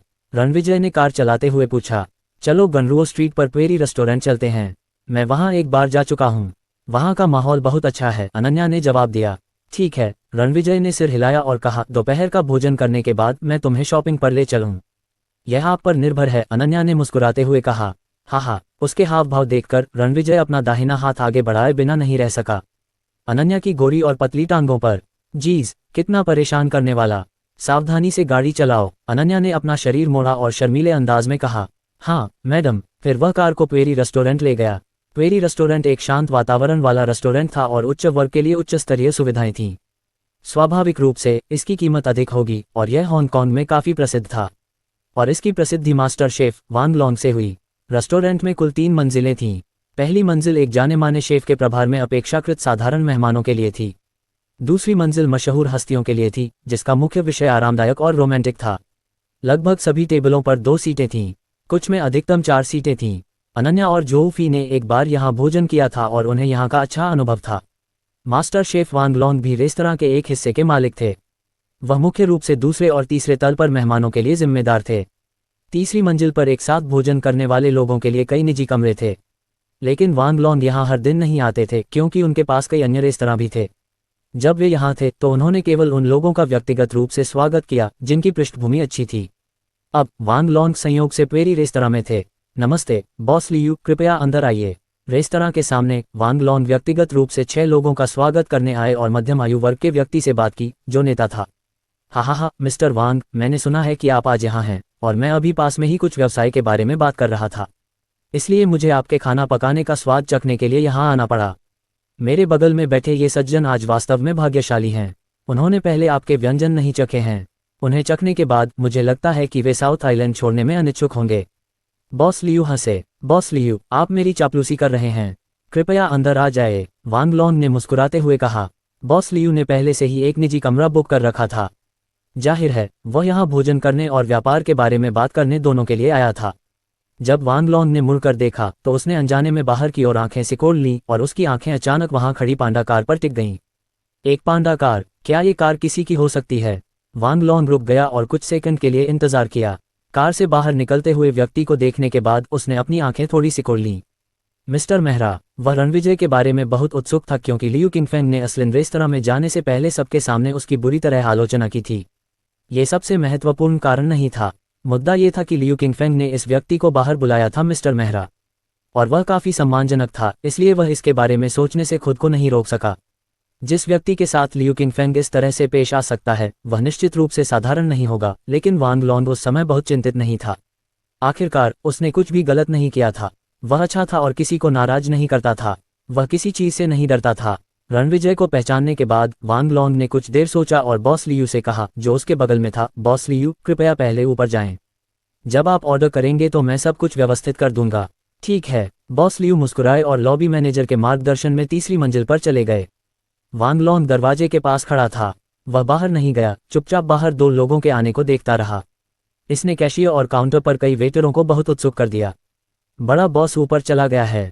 वह यहाँ क्या कर रहा है? अरे, एक सुंदर लड़का और एक सुंदर महिला आ रहे हैं, महिला कैशियर ने काउंटर पर अपने बगल में बैठे आदमी से फुसफुसाते हुए कहा। हाँ, ऐसी आकृति के साथ वह निश्चित रूप से एक महान सुंदरी है। रुको, बॉस वांग उन्हें व्यक्तिगत रूप से बधाई देने क्यों गए? उद्धरण चिन्ह ... उद्धरण चिन्ह। रणविजय और अनन्या के आने के बाद वांग लॉन्ग ने जल्दी से उनका अभिवादन किया और गर्मजोशी से मुस्कुराते हुए कहा, श्री मेहरा, श्रीमती मेहरा, नमस्ते, स्वागत है। मम्मा। रणविजय ने वांग लॉन्ग की ओर देखा और थोड़ा सिर हिलाया। क्या आप लव चाव के गुरु नहीं हैं? अनन्या को अभी भी वह याद था और उसने संदेह के साथ पूछा। अच्छा। वांग लॉन्ग मुस्कुराया और कहा, मैं वांग लॉन्ग हूँ, मेरा कोई शिष्य नहीं है। श्री मेहरा, श्रीमती मेहरा, कृपया मुझे आपके लिए एक निजी कमरे की व्यवस्था करने दें। वांग लॉन्ग ने सिर हिलाया और कहा, कोई ज़रूरत नहीं, हम दूसरी मंजिल पर होंगे, अनन्या ने जवाब दिया। ठीक है, कृपया इस तरफ से आइए। वांग लॉन्ग ने विनम्रता से उन्हें आमंत्रित करने का इशारा किया और खुद रणविजय और अनन्या को दूसरी मंजिल पर ले गया। ये देखकर काउंटर पर मौजूद महिला कैशियर और पुरुष वेटर दंग रह गए। वे महान हैं, हमारे बॉस बहुत उत्साही हैं, वेटर ने फुसफुसाया। हाँ, ऐसा लगता है कि उनकी पृष्ठभूमि बहुत अच्छी है, महिला कैशियर ने बड़बड़ाते हुए कहा। हांगकांग के 4 प्रसिद्ध मास्टर शेफ में से एक के रूप में वांग लॉन्ग केवल बहुत धनी या शक्तिशाली लोगों को ही प्राप्त करते थे।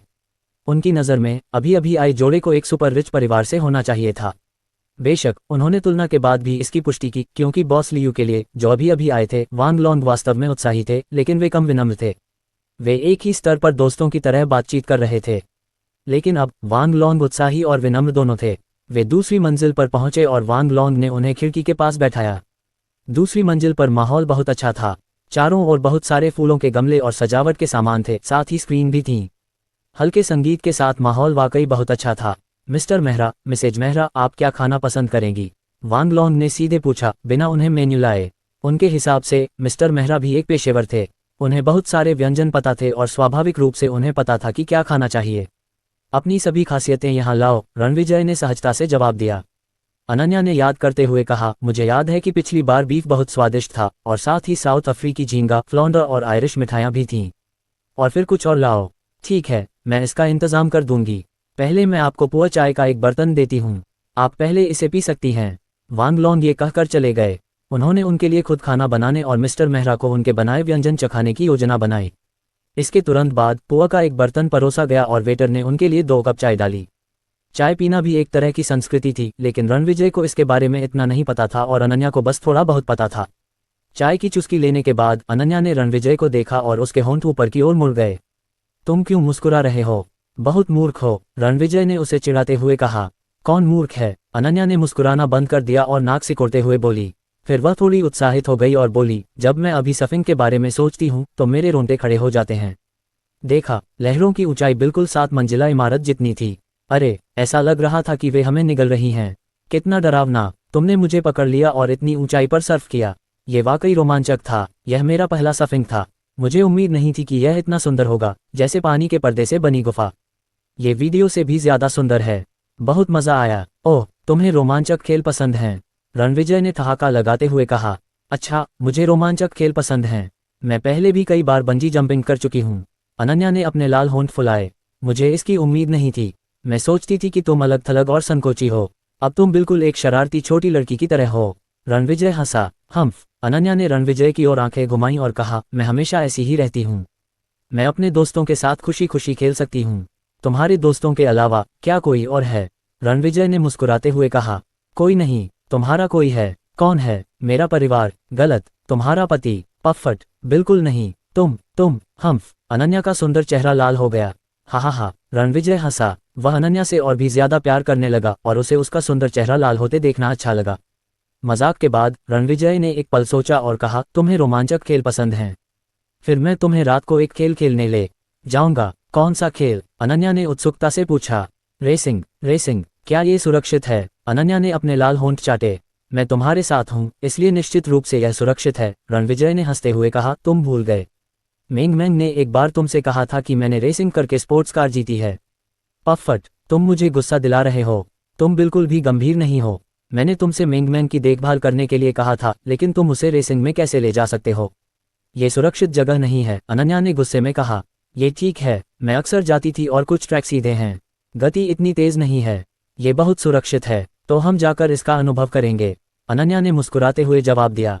आज सिर्फ उन दोनों का समय था, इसलिए उन्हें बस खुशी से खेलना चाहिए। पहली बार सफिंग, पहली बार रेसिंग। ये निश्चित रूप से उसके जीवन की एक अच्छी याद होगी। जब वे बात कर रहे थे तब व्यंजन परोसे गए। कुछ मिनट बाद वांग लॉन्ग आखिरी व्यंजन लेकर आया। मिस्टर मेहरा, मिसेज मेहरा, कृपया इसे चखें, वांग लॉन्ग ने मुस्कुराते हुए कहा। यह मोंडोट आपके लिए मेरा छोटा सा उपहार है। मिस्टर मेहरा, कृपया मेरे व्यंजन चखें। वांग लॉन्ग ने अपनी दयालुता व्यक्त की और साथ ही वह एक बात पर विचार कर रहा था। उसे मिस्टर मेहरा से सामग्री के बारे में कैसे पूछना चाहिए। उस दिन असलिन रेस्तरां से लौटने के बाद वांग लॉन्ग हमेशा स्वादिष्ट तले हुए चावल के बारे में सोचता था। सामग्री ने उसे उत्सुक कर दिया। वह कुछ दिनों में मेंगमैन के मनोरंजक रेस्तरां में जाने के बारे में सोच रहा था। उसे उम्मीद नहीं थी कि उसका लक्ष्य आज यहाँ आएगा। वांग लॉन्ग का इरादा रणविजय द्वारा उसके व्यंजन चखने के बाद उसके बारे में बात करना था। उसने सोचा कि चूंकि उसका खाना पकाने का कौशल शानदार था और एक पेशेवर के रूप में मिस्टर मेहरा को अच्छी सामग्री के लिए एक शेफ की इच्छा के बारे में पता होना चाहिए, इसलिए चीजें आसान हो सकती हैं। लेकिन वह गलत था। अपनी उम्मीद भरी आंखों में रणविजय ने बीफ का एक निवाला खाया। उसने सिर हिलाया और हल्के से जवाब दिया, बुरा नहीं है। अध्याय 315। बुरा नहीं। वांग लॉन्ग का मुंह थोड़ा कांप उठा। रणविजय के हाव भाव और उदासीन स्वर से उसे पता चल गया कि इस मिस्टर रणविजय की नज़र में उनके बनाए व्यंजन बस ठीक ठाक थे। बस ठीक ठाक। ऐसा लग रहा था कि उसे 10 साल पहले इस तरह का मूल्यांकन मिला था। उसे थोड़ी निराशा हुई, लेकिन सौभाग्य से अनन्या द्वारा दिया गया मूल्यांकन बेहतर था। यह अच्छा है। अनन्या ने रणविजय की ओर देखा। हालांकि यह तुम्हारे से बेहतर नहीं है, लेकिन ये काफी करीब है। ओह ठीक है, मैं हार मानती हूँ। वांग लॉन्ग फूट फूट कर हंसा। उसे पता था कि रणविजय का रेस्तरां अंडे वाले फ्राइड राइस के लिए मशहूर है और इस तरह की सामग्री वाकई खाने के शौकीनों को पसंद आएगी। तुम्हारा खाना तो अच्छा है, लेकिन सामग्री थोड़ी खराब है। रणविजय ने कुछ और व्यंजन चखे। फिर उसने वांग लॉन्ग की ओर देखा और अपना मूल्यांकन दिया। निहितार्थ ये था, मैंने मूल्यांकन पूरा कर लिया है। आपको यहाँ तीसरा पहिया नहीं बनना चाहिए। वांग लॉन्ग स्वाभाविक रूप से जानता था कि उसका क्या मतलब था, लेकिन उसने कुछ देर सोचा और फिर भी अपने भीतर के विचारों को व्यक्त किया। श्री रणविजय, ओह मुझे पता है कि यह कहना अशिष्टता है, लेकिन मैं पूछे बिना नहीं रह सकता। श्री रणविजय, आपकी सामग्री बहुत बढ़िया है। मुझे आश्चर्य है कि क्या मैं आपसे कुछ सामग्री प्राप्त कर सकता हूँ। मुझे मात्रा की परवाह नहीं है। वह काफी विनम्र था। उसने विशेष रूप से कहा कि उसे रणविजय से कुछ सामग्री चाहिए। इसका मतलब था कि वह उससे यह नहीं पूछेगा कि उसने सामान किस स्रोत से खरीदा है। उसे बस कुछ अच्छी सामग्री चाहिए थी। जब रणविजय उसे मना करने ही वाला था तो वांग लॉन्ग ने जल्दी से कहा, मिस्टर रणविजय, कृपया कुछ दिनों के लिए इस पर विचार करें। चाहे कीमत की बात हो या किसी और बात की, मैं आपको संतोषजनक उत्तर दूंगा। मैं कुछ दिनों में आपसे व्यक्तिगत रूप से मिलूंगा। धन्यवाद मिस्टर रणविजय। मिसेज रणविजय, कृपया अपने भोजन का आनंद लें। खाने के बाद उसने सीधे सिर हिलाया और दूर चला गया। बहुत चालाक। अनन्या ने वांग लॉन्ग की पीठ की ओर देखा और मुस्कुराए। वह एक होशियार व्यक्ति है। रणविजय ने अपना सिर थोड़ा हिलाया। पफ। अनन्या ने रणविजय को देखा और हंसने से खुद को रोक नहीं पाए। तुम किस बात पर हंस रहे हो? रणविजय ने मुस्कुराते हुए पूछा। मैं तुम पर हंस रही हूँ। मुझे हमेशा लगता है कि तुम एक बेवकूफ़ की तरह हो, लेकिन अब तुमने गंभीरता से कहा कि वह एक होशियार व्यक्ति था। मुझे लगा कि तुम थोड़े प्यारे थे। अनन्या ने अपने होंठ चाटे और कहा। प्यारा? रणविजय अपनी हंसी रोक नहीं पाया। बचपन के अलावा ये पहली बार था जब किसी ने उसे प्यारा कहा था।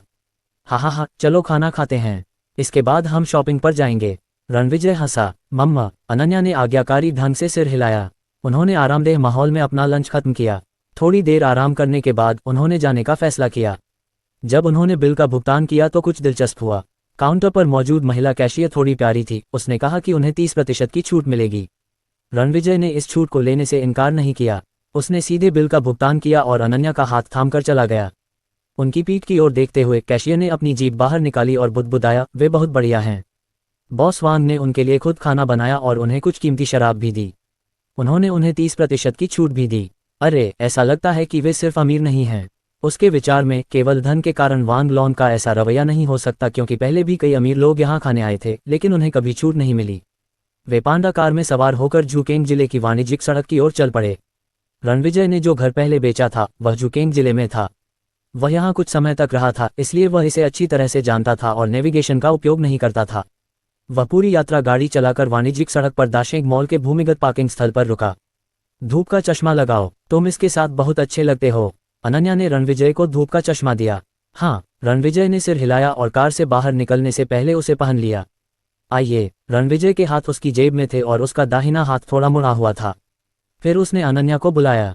अनन्या आज्ञाकारी ढंग से उसके पास गई। उसने अपना बायां हाथ बढ़ाया और रणविजय की बांह को आत्मीयता से पकड़ लिया। इस तरह की मुद्रा में रणविजय उसके शरीर के सबसे कोमल हिस्से को महसूस कर सकता था, भले ही वह थोड़ा सा भी हिलता डुलता हो। वे काफी अंतरंग थे। चलो वहां तीसरी लिफ्ट से ऊपर चलते हैं। रणविजय ने उनके सामने 100 मीटर दूर प्रवेश द्वार पर अपने होठों से इशारा किया। उसे याद आया कि वहां से ऊपर जाने पर एक आलीशान क्षेत्र होगा। भूमिगत पार्किंग में बहुत अधिक लोग नहीं थे।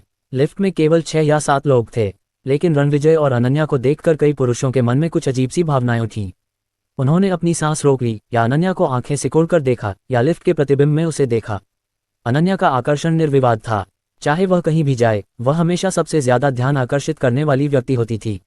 इसके तुरंत बाद वे पहली मंजिल पर पहुंच गए। रणविजय और अनन्या लिफ्ट से बाहर निकल गए। दूसरे लोग ऊपर चले गए, जहां पुरुषों के स्टोर और आम लोगों के लिए कुछ अपेक्षाकृत लोकप्रिय स्टोर थे।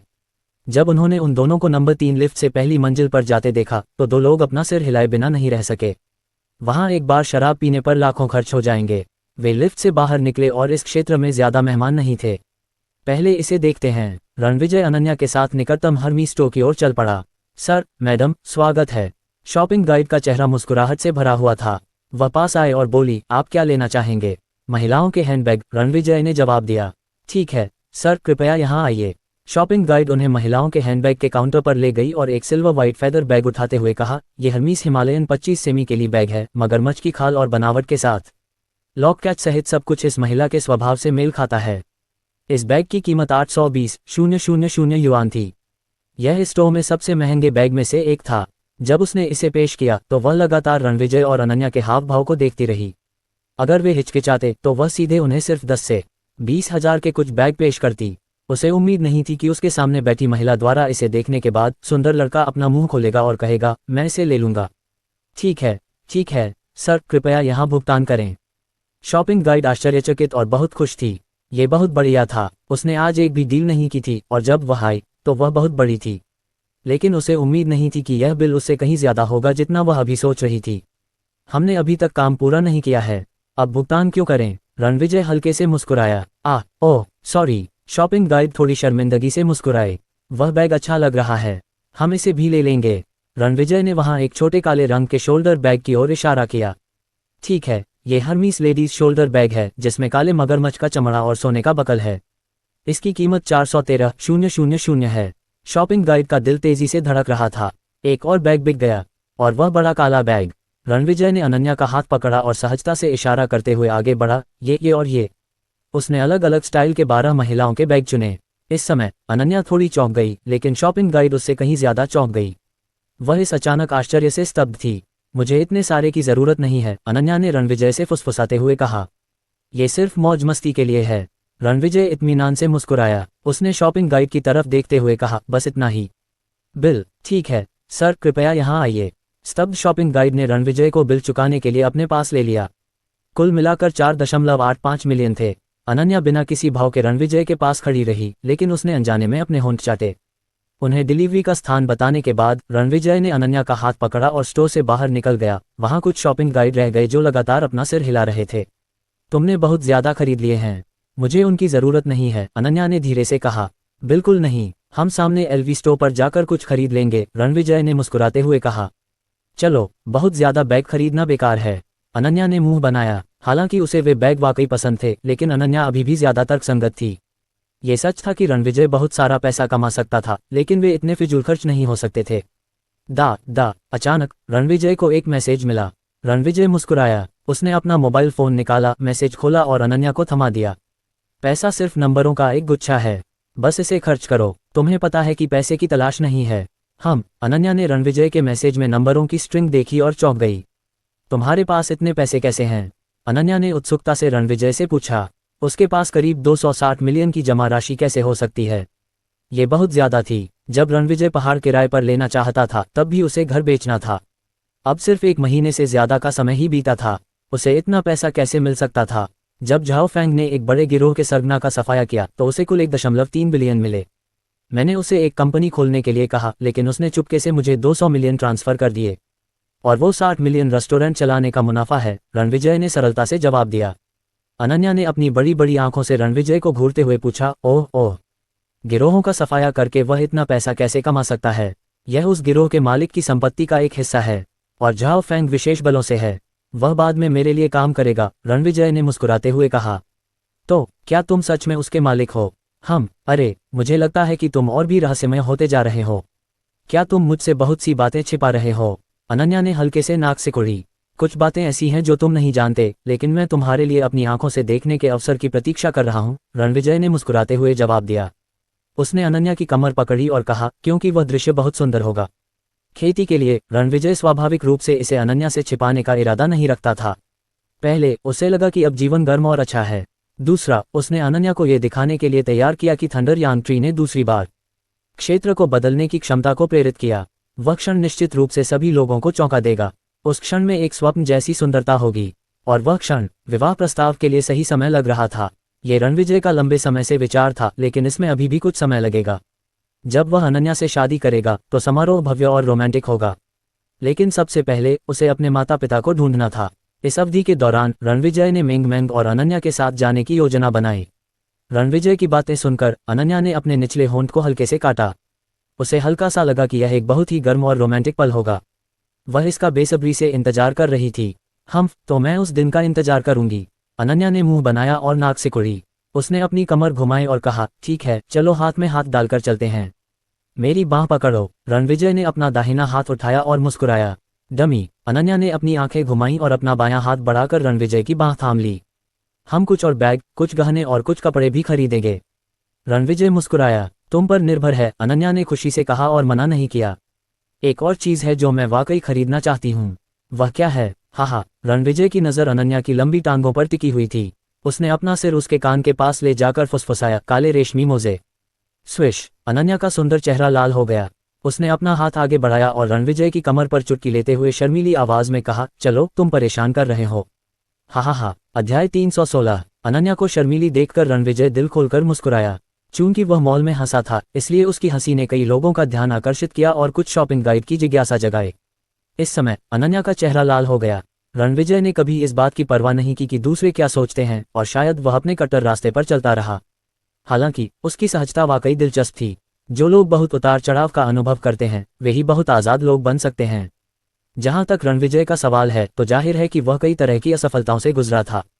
वास्तव में केवल उच्च श्रेणी के लोग ही जीवन के प्रति इस तरह का रवैया अपना सकते हैं।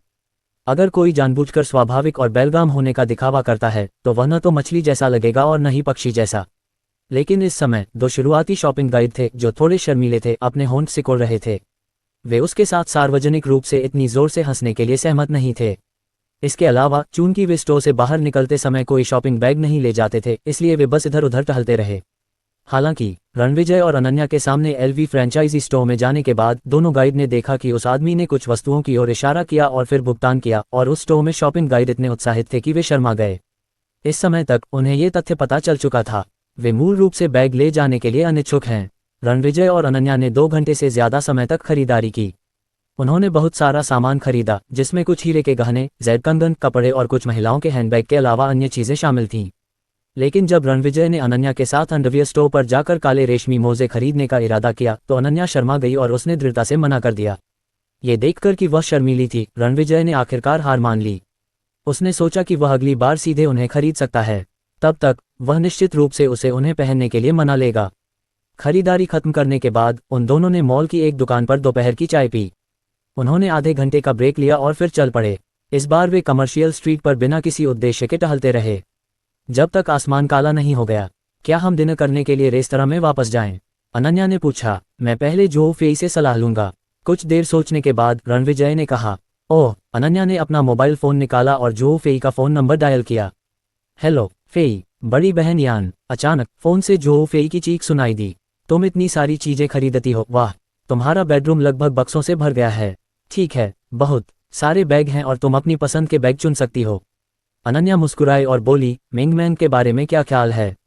क्या उसे हमारी याद आती है? हाँ, मिंगमैंग ने जल्दी में कहा। इस समय अनन्या को आखिरकार पता चल गया कि जो फेई ने हैंड्स फ्री फंक्शन खोला है। तुम रात के खाने में क्या खाना चाहती हो मिंगमैंग? तुम्हारे पापा और मैं तुम्हारे लिए खाना बनाने वापस जाएंगे, अनन्या ने कहा। ओह, क्या तुम वहाँ ज्यादा देर तक नहीं रहोगी?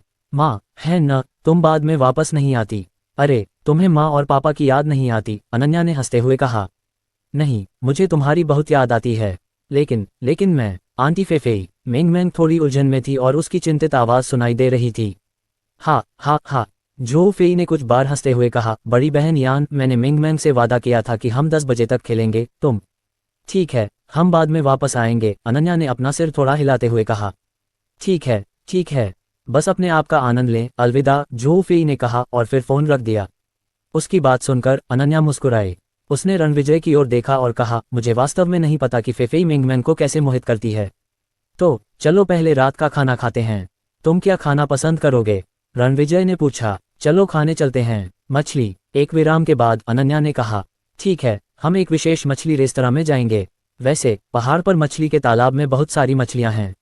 मुझे लगता है कि हम कुछ समय बाद उन्हें खा सकते हैं और फिर मैं तुम्हारे लिए खाना बनाऊंगा। रणविजय ने अनन्या का हाथ पकड़ लिया और चलते हुए कहा।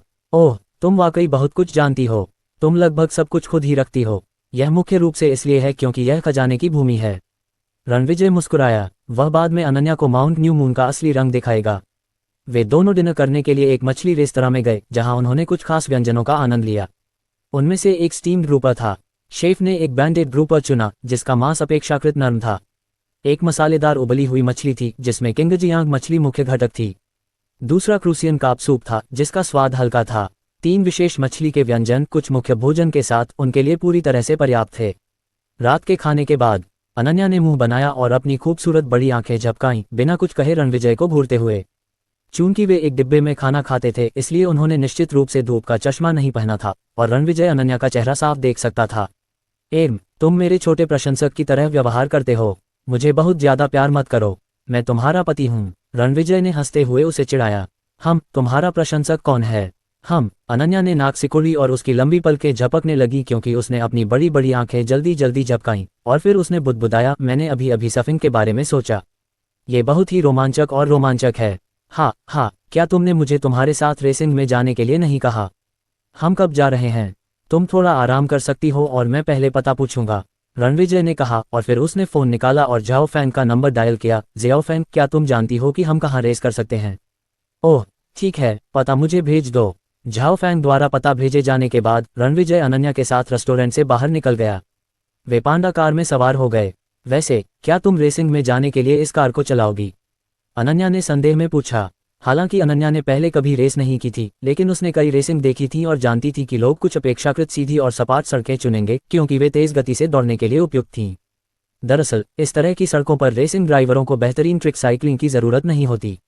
इसलिए कुछ ड्राइवर जो बहुत पेशेवर नहीं थे वे ड्रिफ्ट करने के लिए कम कठिनाई वाली कुछ सड़कों को चुनते थे, जबकि अन्य जो बेहतरीन कौशल रखते थे वे उत्तेजक सड़कों को चुनते थे।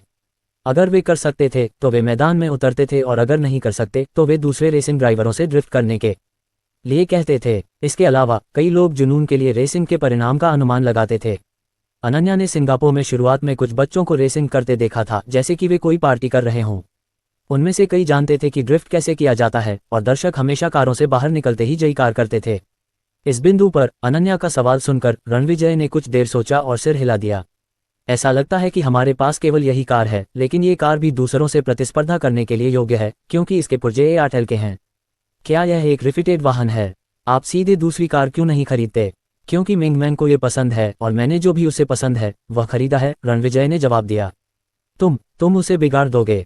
तुम्हें मना करना सीखना होगा और उसे वह सब कुछ देने का वादा नहीं करना चाहिए जो वह चाहती है। जैसे ही उसने ये कहा अनन्या को गुस्सा आ गया। उसने रणविजय की कमर पर चुटकी ली और कहा, जब तुम मिंगमैन के साथ होते हो तो तुम उसके साथ बिना किसी सिद्धांत के पेश आते हो और मुझे तुम्हारी बहुत चिंता है। जब वह बुरी तरह बिगड़ जाएगी तो तुम चिंतित हो जाओगे। हाँ, रणविजय ने मुस्कुराते हुए अपना सिर हिलाया और कहा, मैं मिंगमैन को कभी मना नहीं करूंगा, ठीक वैसे ही जैसे मैं तुम्हें कभी मना नहीं करूंगा। तुम मेरे लिए सबसे महत्वपूर्ण लोग हो और मैं तुमसे ज्यादा प्यार नहीं कर सकता। तुम बकवादी हो। अनन्या इस पल में बहुत खुश थी और उसने रणविजय को धीरे से घूरा। मुझे चूमो। रणविजय अनन्या के पास गया और मुंह बनाया। तुम्हें चूमो? नहीं, उद्धरण चिन्ह। चलो, अनन्या ने बड़बड़ाते हुए उसके पास जाकर उसे हल्का सा चूमा। इस बिंदु पर रणविजय ने संतुष्टि के साथ कार स्टार्ट की और झाओ फैंग द्वारा भेजे गए पते की ओर बढ़ गया। झुकिंग जिले और पूर्वी के बीच पर्वत श्रृंखला में स्थित इसका नाम माउंट रेड स्टार था, जो फलों के पेड़ लगाने का आधार था। इस पहाड़ के चारों ओर सड़कें थीं। बाद में इसे कई सालों तक छोड़ दिया गया। साउथ आइलैंड सुपरकार क्लब के निवेश से सड़कों की एक बार फिर से मरम्मत की गई और यह सफलतापूर्वक रेसिंग के लिए एक मैदान बन गया। इस पहाड़ पर सीधी सड़कें और पहाड़ी सड़कें थीं जो हर रेसिंग ड्राइवर के लिए उपयुक्त थीं। रणविजय और अनन्या बातें करते हुए गंतव्य की ओर बढ़े। जब वे पहाड़ी सड़क पर गाड़ी चला रहे थे तो उन्होंने देखा कि झाओ फैंग की लैंड रोवर रुकी हुई थी। रणविजय की कार को देखते ही झाओ फैंग ने कार की लाइट जलाई और 3 बार हॉर्न बजाया और फिर आगे बढ़ने के लिए आगे बढ़ा। इस बीच माउंट रेड स्टार के किनारे दर्जनों लोग जमा हो गए। सड़क के बगल में एक छोटा सा चौक था जिसमें एक बड़ा 1 मंजिला घर था जिस पर साउथ आइलैंड सुपरकार क्लब का साइन बोर्ड लगा था। घर के सामने 20 से ज्यादा सुपरकार और कुछ सैलून कारें खड़ी थीं। इन स्पोर्ट्स कारों में सबसे महंगी कार फरारी F12 बर्लिनेटा थी जिसकी कीमत 5 मिलियन युआन से ज्यादा थी, जबकि सबसे सस्ती कार पोर्श 718 थी जिसकी कीमत करीब 1 मिलियन युआन थी। बेशक उनमें से ज्यादातर की कीमत करीब 2 मिलियन युआन थी। ये सभी लोग दूसरी पीढ़ी के अमीर लोग थे जो रोमांच पाने के लिए रेस करना चाहते थे। मजेदार बात यह थी कि इस समय रनवे के सामने कुल 7 स्पोर्ट्स कार रेस के लिए तैयार थीं। बीच में फरारी F12 के अलावा एक पीले रंग की मैक्लारेन भी थी। भाइयों, आपको क्या लगता है, क्या यह मैदान ठीक है?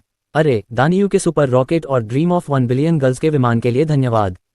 सन डोंगहेंग कार के सामने बैठे थे और लाइव प्रसारण कर रहे थे। कुछ ही दिनों में सन डोंगहेंग ने 500,000 से ज्यादा दर्शकों को आकर्षित किया और कभी कभी यह संख्या 1 मिलियन से भी ज्यादा हो जाती थी। यह उल्लेखनीय है कि मेंगमैन के लिए वीडियो शूट करते समय सन डोंगहेंग अवाक रह गए थे।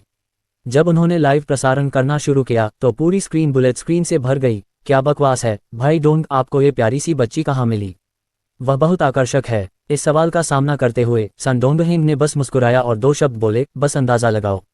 बाद में दर्शकों ने अपना ध्यान तब तक नहीं हटाया जब तक कि सन डोंगहेंग ने उन्हें नहीं बताया कि रात में रेसिंग होगी। वह लू यिन और उसके साथियों के साथ रात के खाने के बाद जल्दी आ गए और आधे घंटे से ज्यादा समय तक लाइव प्रसारण किया। स्टोन और उसके 2 साथी पास में खड़े थे जबकि वह लू यिन को बाद में रेस की तैयारी करने के लिए ले गया। ठीक है, जल्दी से कार में बैठ जाओ, तैयारी करो और रेसिंग तुरंत शुरू हो जाएगी। इस समय फरारी में बैठा आदमी चिल्लाया। ठीक है, सन डोंगहेंग ने जवाब दिया और लू यिन के साथ कार में बैठ गया। ये सभी कारें तैयार थीं और एक लंबी सेक्सी लड़की एक बंटिंग के साथ स्पोर्ट्स कारों के बीच में विभाजन रेखा पर चली गई। बज बज बज, हर कार से इंजन की अच्छी खासी आवाज आ रही थी। बस जब लंबी सुंदरता झंडा लहराने वाली थी, एक आदमी अचानक मैदान में भाग गया। रुको रुको, रेसिंग का ये दौर रद्द कर दिया जाना चाहिए। ये क्लब का प्रमुख था। उसने लंबी सुंदरता को रोकने के लिए अपने हाथ हिलाए और फिर ड्राइवरों को इंजन बंद करने के लिए इशारा करने के लिए कारों के सामने खड़ा हो गया। तुम क्या कर रहे हो? क्या तुम्हें पता है कि रेसिंग शुरू होने वाली है? फरारी कार में बैठे आदमी ने अपना सिर बाहर निकाला और असंतोष से चिल्लाया। तुम्हें रुकना होगा और भाग जाना होगा। बॉस ये आ रहे हैं और रेस करना चाहते हैं, क्लब के प्रमुख ने भौहें सिकुड़ते हुए जोर से जवाब दिया। अध्याय 317। कौन? बॉस ये आ रहे हैं। फरारी में बैठा आदमी अचानक सावधान हो गया। अब जब क्लब के मुखिया ने उस व्यक्ति को बॉस ये कहा तो वह ईस्टर्न डिस्ट्रिक्ट का बड़ा शख्स येहान ही होगा। साउथ आइलैंड में कुल 3 स्पोर्ट्स कार क्लब थे और येहान माउंट रेड स्टार का प्रभारी था। सामाजिक स्थिति के मामले में ये सभी बच्चे येहान से कमतर थे। इसके अलावा उन्हें असली शीर्ष बच्चे बनने के लिए अभी भी लंबा रास्ता तय करना था, हालांकि वे अमीर थे। जब पहचान की बात आई तो माउंट रेड स्टार के प्रमुख निवेशक के रूप में येहान को यहाँ बॉस माना जाता था, इसलिए उन्हें उसकी सभी जरूरतों को पूरा करना था। सभी लेन बनाओ, बॉस ये जल्द ही आ रहे हैं। क्लब के मुखिया ने अपनी घड़ी पर नजर डाली और कहा।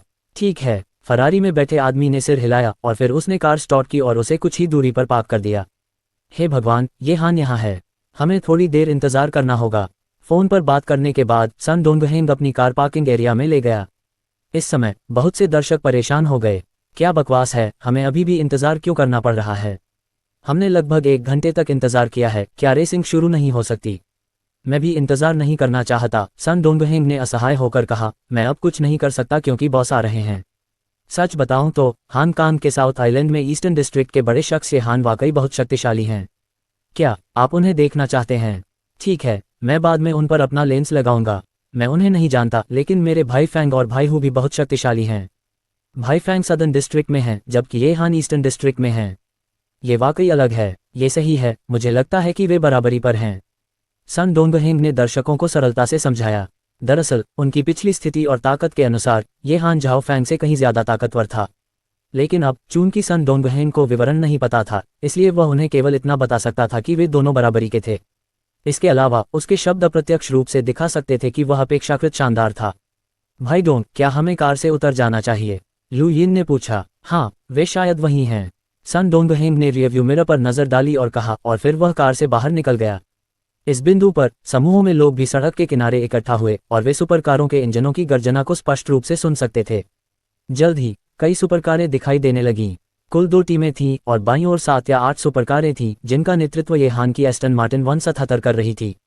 दाईं ओर 5 सुपरकारें थीं जिनका नेतृत्व एक नारंगी रंग की लैम्बोर्गिनी रेवेंटन कर रही थी। फिर ये सुपरकारें सीधे चौराहे पर रुक गईं। क्या आप उस ग्रे एस्टन मार्टिन 177 को देख रहे हैं? इस वाहन की संख्या 77 तक सीमित है और उनमें से प्रत्येक की कीमत 50 मिलियन युआन से अधिक है। येहान के पास एक है। वास्तव में वह न केवल पूर्वी जिले का बड़ा शख्स है, बल्कि सुपरकार व्यापार का भी एक पुराना मास्टर है। वह वास्तव में कमाल का है, सन डोंगहेंग ने फोन का कैमरा घुमाते हुए कहा। इसके बगल में लैम्बोर्गिनी रेवेंटन की कीमत 16 मिलियन युआन से अधिक है। क्या आप जानते हैं कि अंदर कौन बैठा है? वह व्यक्ति कार से बाहर निकलता है। फूक, क्या ये चाइल्ड लेई है?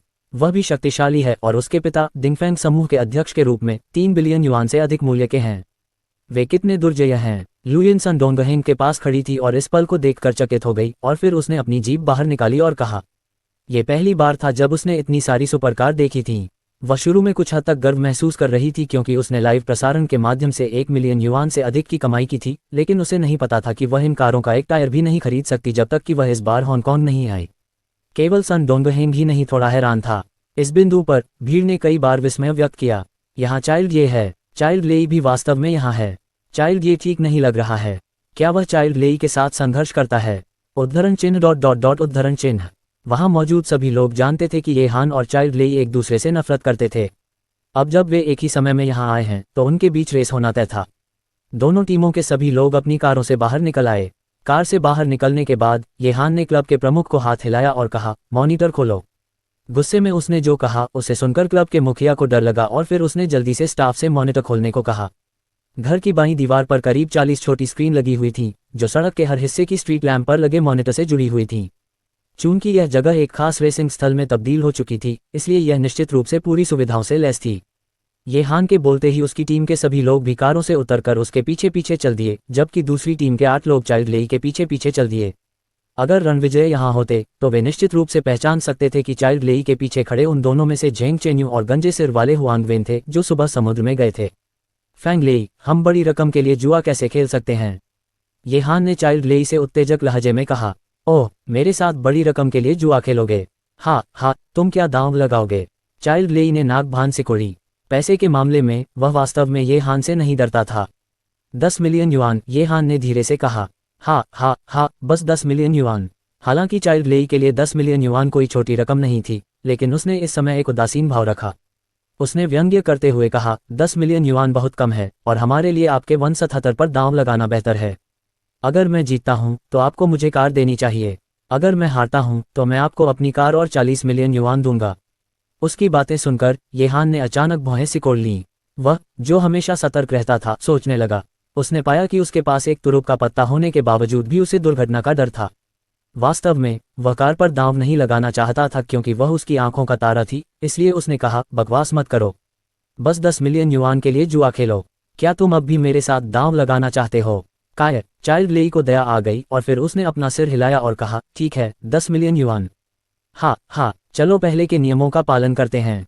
ये हान ने अपने पीछे खड़े लोगों की ओर हाथ हिलाया और कहा, रेसिंग ड्राइवर को आगे आने के लिए कहो। जैसे ही उन्होंने बोलना समाप्त किया, 30 साल की उम्र के एक व्यक्ति ने स्पोर्ट्स कार की यात्री सीट से उतरकर मोटरसाइकिल के काफिले के अंत में प्रवेश किया। उसे देखकर वहां उपस्थित सभी लोग पूरी तरह से आश्चर्यचकित हो गए और जो लोग उसे पहचान गए वे बिना कुछ कहे नहीं रह सके। क्या ये वही व्यक्ति नहीं है जिसने पिछली साउथ आइलैंड सुपरकार रेसिंग में पहला स्थान जीता था? उसे उत्तरी राजा के रूप में पहचाना जाता है। हे भगवान, वे इस बार रेसिंग को गंभीरता से ले रहे हैं और 10 मिलियन युआन पर दांव लगाने का इरादा रखते हैं। चूंकि चाइल्ड ये ने कारों के उत्तरी राजा को आमंत्रित किया है, इसलिए उसे सफलता मिलना निश्चित है। यहाँ तक कि सन डोंगहेंग ने भी दर्शकों को समझाया और कहा, उत्तरी राजा बहुत ही शानदार है। क्या आप देखते हैं कि ये 10 मिलियन युआन के स्तर का जुआ है? जो कुछ हुआ था उसे देखकर कई दर्शक अचंभित रह गए क्योंकि उन्होंने ऐसा दृश्य पहले कभी नहीं देखा था।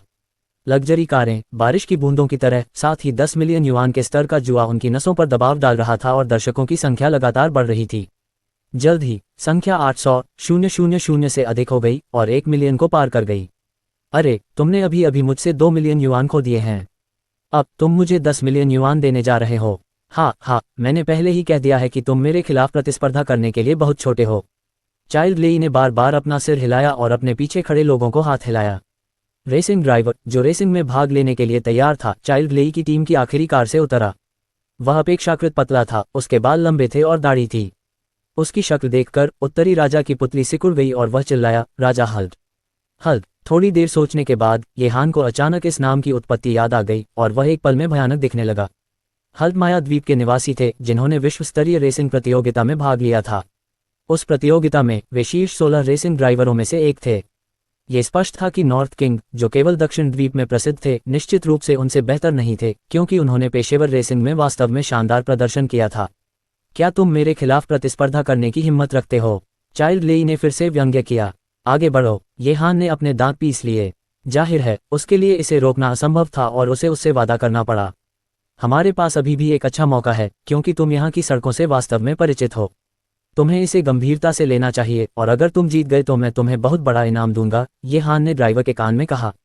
चलो अब शुरू करते हैं, समय बर्बाद मत करो। बोलते समय चाइल्ड लेई ने सीधे हल्ट को हाथ हिलाया और कार की चाबी उसे सौंप दी। अगले ही पल हल्ट ने इसे ले लिया और बिना किसी हिचकिचाहट के टीम के शीर्ष पर रेवेंटन में सवार हो गया। हालांकि ये हान ने रेसिंग ड्राइवर से उनके पीछे लैम्बोर्गिनी गैलार्डो में बैठने को कहा क्योंकि वह हमेशा अपनी कार को रेस कार के रूप में ले जाने के लिए अनिच्छुक था। दोनों रेसिंग ड्राइवर कारों में सवार हो गए, उन्हें स्टार्टिंग लाइन तक ले गए और चुपचाप इंतजार करने लगे। ये हान और चाइल्ड लेई भी अपने आदमियों को दीवार पर ले गए जिस पर स्क्रीन लगी हुई थी। इस दौरान चाइल्ड लेई ने ये हान से मजाक में कहा कि उसके लिए 177 का मालिक होना वास्तव में बेकार है। ये हान ने जवाबी हमला करने की योजना बनाई थी, लेकिन वह विफल हो गया क्योंकि वह शक्तिहीन था।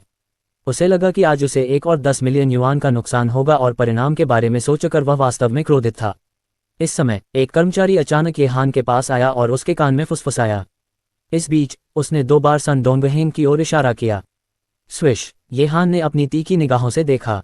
वह जोरदार कदमों से आया, मानो उसे वेंट मिल गया हो। इस समय उपस्थित सभी लोग कुछ हद तक आश्चर्यचकित महसूस कर रहे थे और वे सभी ये हान को रास्ता देने के लिए कुछ कदम पीछे हट गए। हे भगवान, सच में! सन डोंगहेंग भी चौंक गया और जल्दी से फोन रख दिया। ये हान की मुद्रा को देखते हुए वह उसके पास आने वाला था। भाई ये! जैसे ही ये हान पास आया, सन डोंगहेंग ने जल्दी से उसका अभिवादन किया। क्या आप लाइव प्रसारण कर रहे हैं? ये हान ने बिना किसी हिचकिचाहट के सन डोंगहेंग का कॉलर पकड़ लिया और भौहें सिकोड़ते हुए कहा, क्या आप यहाँ के नियमों को समझते हैं? सन डोंगहेंग का दिल जोर से धड़क उठा। लाइव प्रसारण अभी भी जारी है। क्या मेरी छवि, जो कई दिनों से बनी हुई है, बर्बाद होने जा रही है? हालांकि उसे नहीं पता था कि उसके प्रसारण कक्ष में दर्शक इस समय उसके बारे में थोड़ा चिंतित थे। क्या भाई डोन को पीटा जाएगा? भाड़ में जाओ, सच में। क्या मैं पुलिस को बुलाऊं? एनएमबी, अगर तुम मेरे भाई डोन को धमकाओगे तो मैं तुम्हें गाली दूंगा। ... सन डोंगहेंग एक सच्चे इंसान बनना चाहता था, लेकिन आखिरकार उसकी बुद्धि ने उसके इरादे पर काबू पा लिया। उसने एक व्यंग्यात्मक मुस्कान दी और शांति से कहा, भाई ये तुमने मुझे गलत समझा। मेरा कैमरा मुझ पर ध्यान केंद्रित कर रहा है। हाँ, ये हान ने व्यंग्य किया और उसे कोई मौका नहीं देना चाहता था, इसलिए उसने अपने पीछे अपने अधीनस्थों को हाथ हिलाया। अचानक 6 या 7 लोग ठंडे चेहरे के साथ आए। सन डोंगहेंग पूरी तरह से घबरा गया था। एक पल सोचने के बाद उसने जल्दी से कहा, मैं भाई फैंग का अधीनस्थ हूँ। कौन? ये हान ने अपनी भौहें उठाईं। भाई फैंग, झाओ फैंग, मैं उसका आदमी हूँ। ये हान की अभिव्यक्ति देखकर सन डोंग ने राहत की सांस ली, लेकिन वह नहीं जानता था कि उसके शब्दों ने केवल थोड़ी देर के लिए ये हान को चौंका दिया। वास्तव में वह जानता था कि झाओ फैंग श्री रणविजय के अधीनस्थ थे और वह वास्तव में श्री रणविजय से डरते भी थे, लेकिन इसका मतलब यह नहीं था कि वह उनके नाम का उल्लेख करने वाले किसी भी व्यक्ति के सामने झुक जाएंगे। इसके अलावा उन्हें अपने प्रत्येक अधीनस्थ का सम्मान करने की आवश्यकता नहीं थी। ये हान इस बारे में सोचकर बहुत क्रोधित हो गया। उसने पैसे खो दिए थे और चाइल्ड लेई द्वारा उसका उपहास किया गया था। अब उसे उस आदमी को पीटने के लिए संकोच करना पड़ा क्योंकि उसने झाओ फैंग का नाम लिया था, जिसने वास्तव में उसे परेशान किया था। ये हान ने अपने दांत पीसते हुए कहा, क्या तुम्हें लगता है कि तुम उसका नाम ले रहे हो? फिर कुछ हुआ। Horn horn horn. अचानक उनके पीछे सुपरकार से कई हॉर्न सुनाई दिए। हर कोई देखने के लिए मुड़ा और अचानक हंसने लगा, क्योंकि सुपरकार की 2 पंक्तियों के पीछे एक प्यारा पांडा कार में एक आदमी हॉर्न बजा रहा था।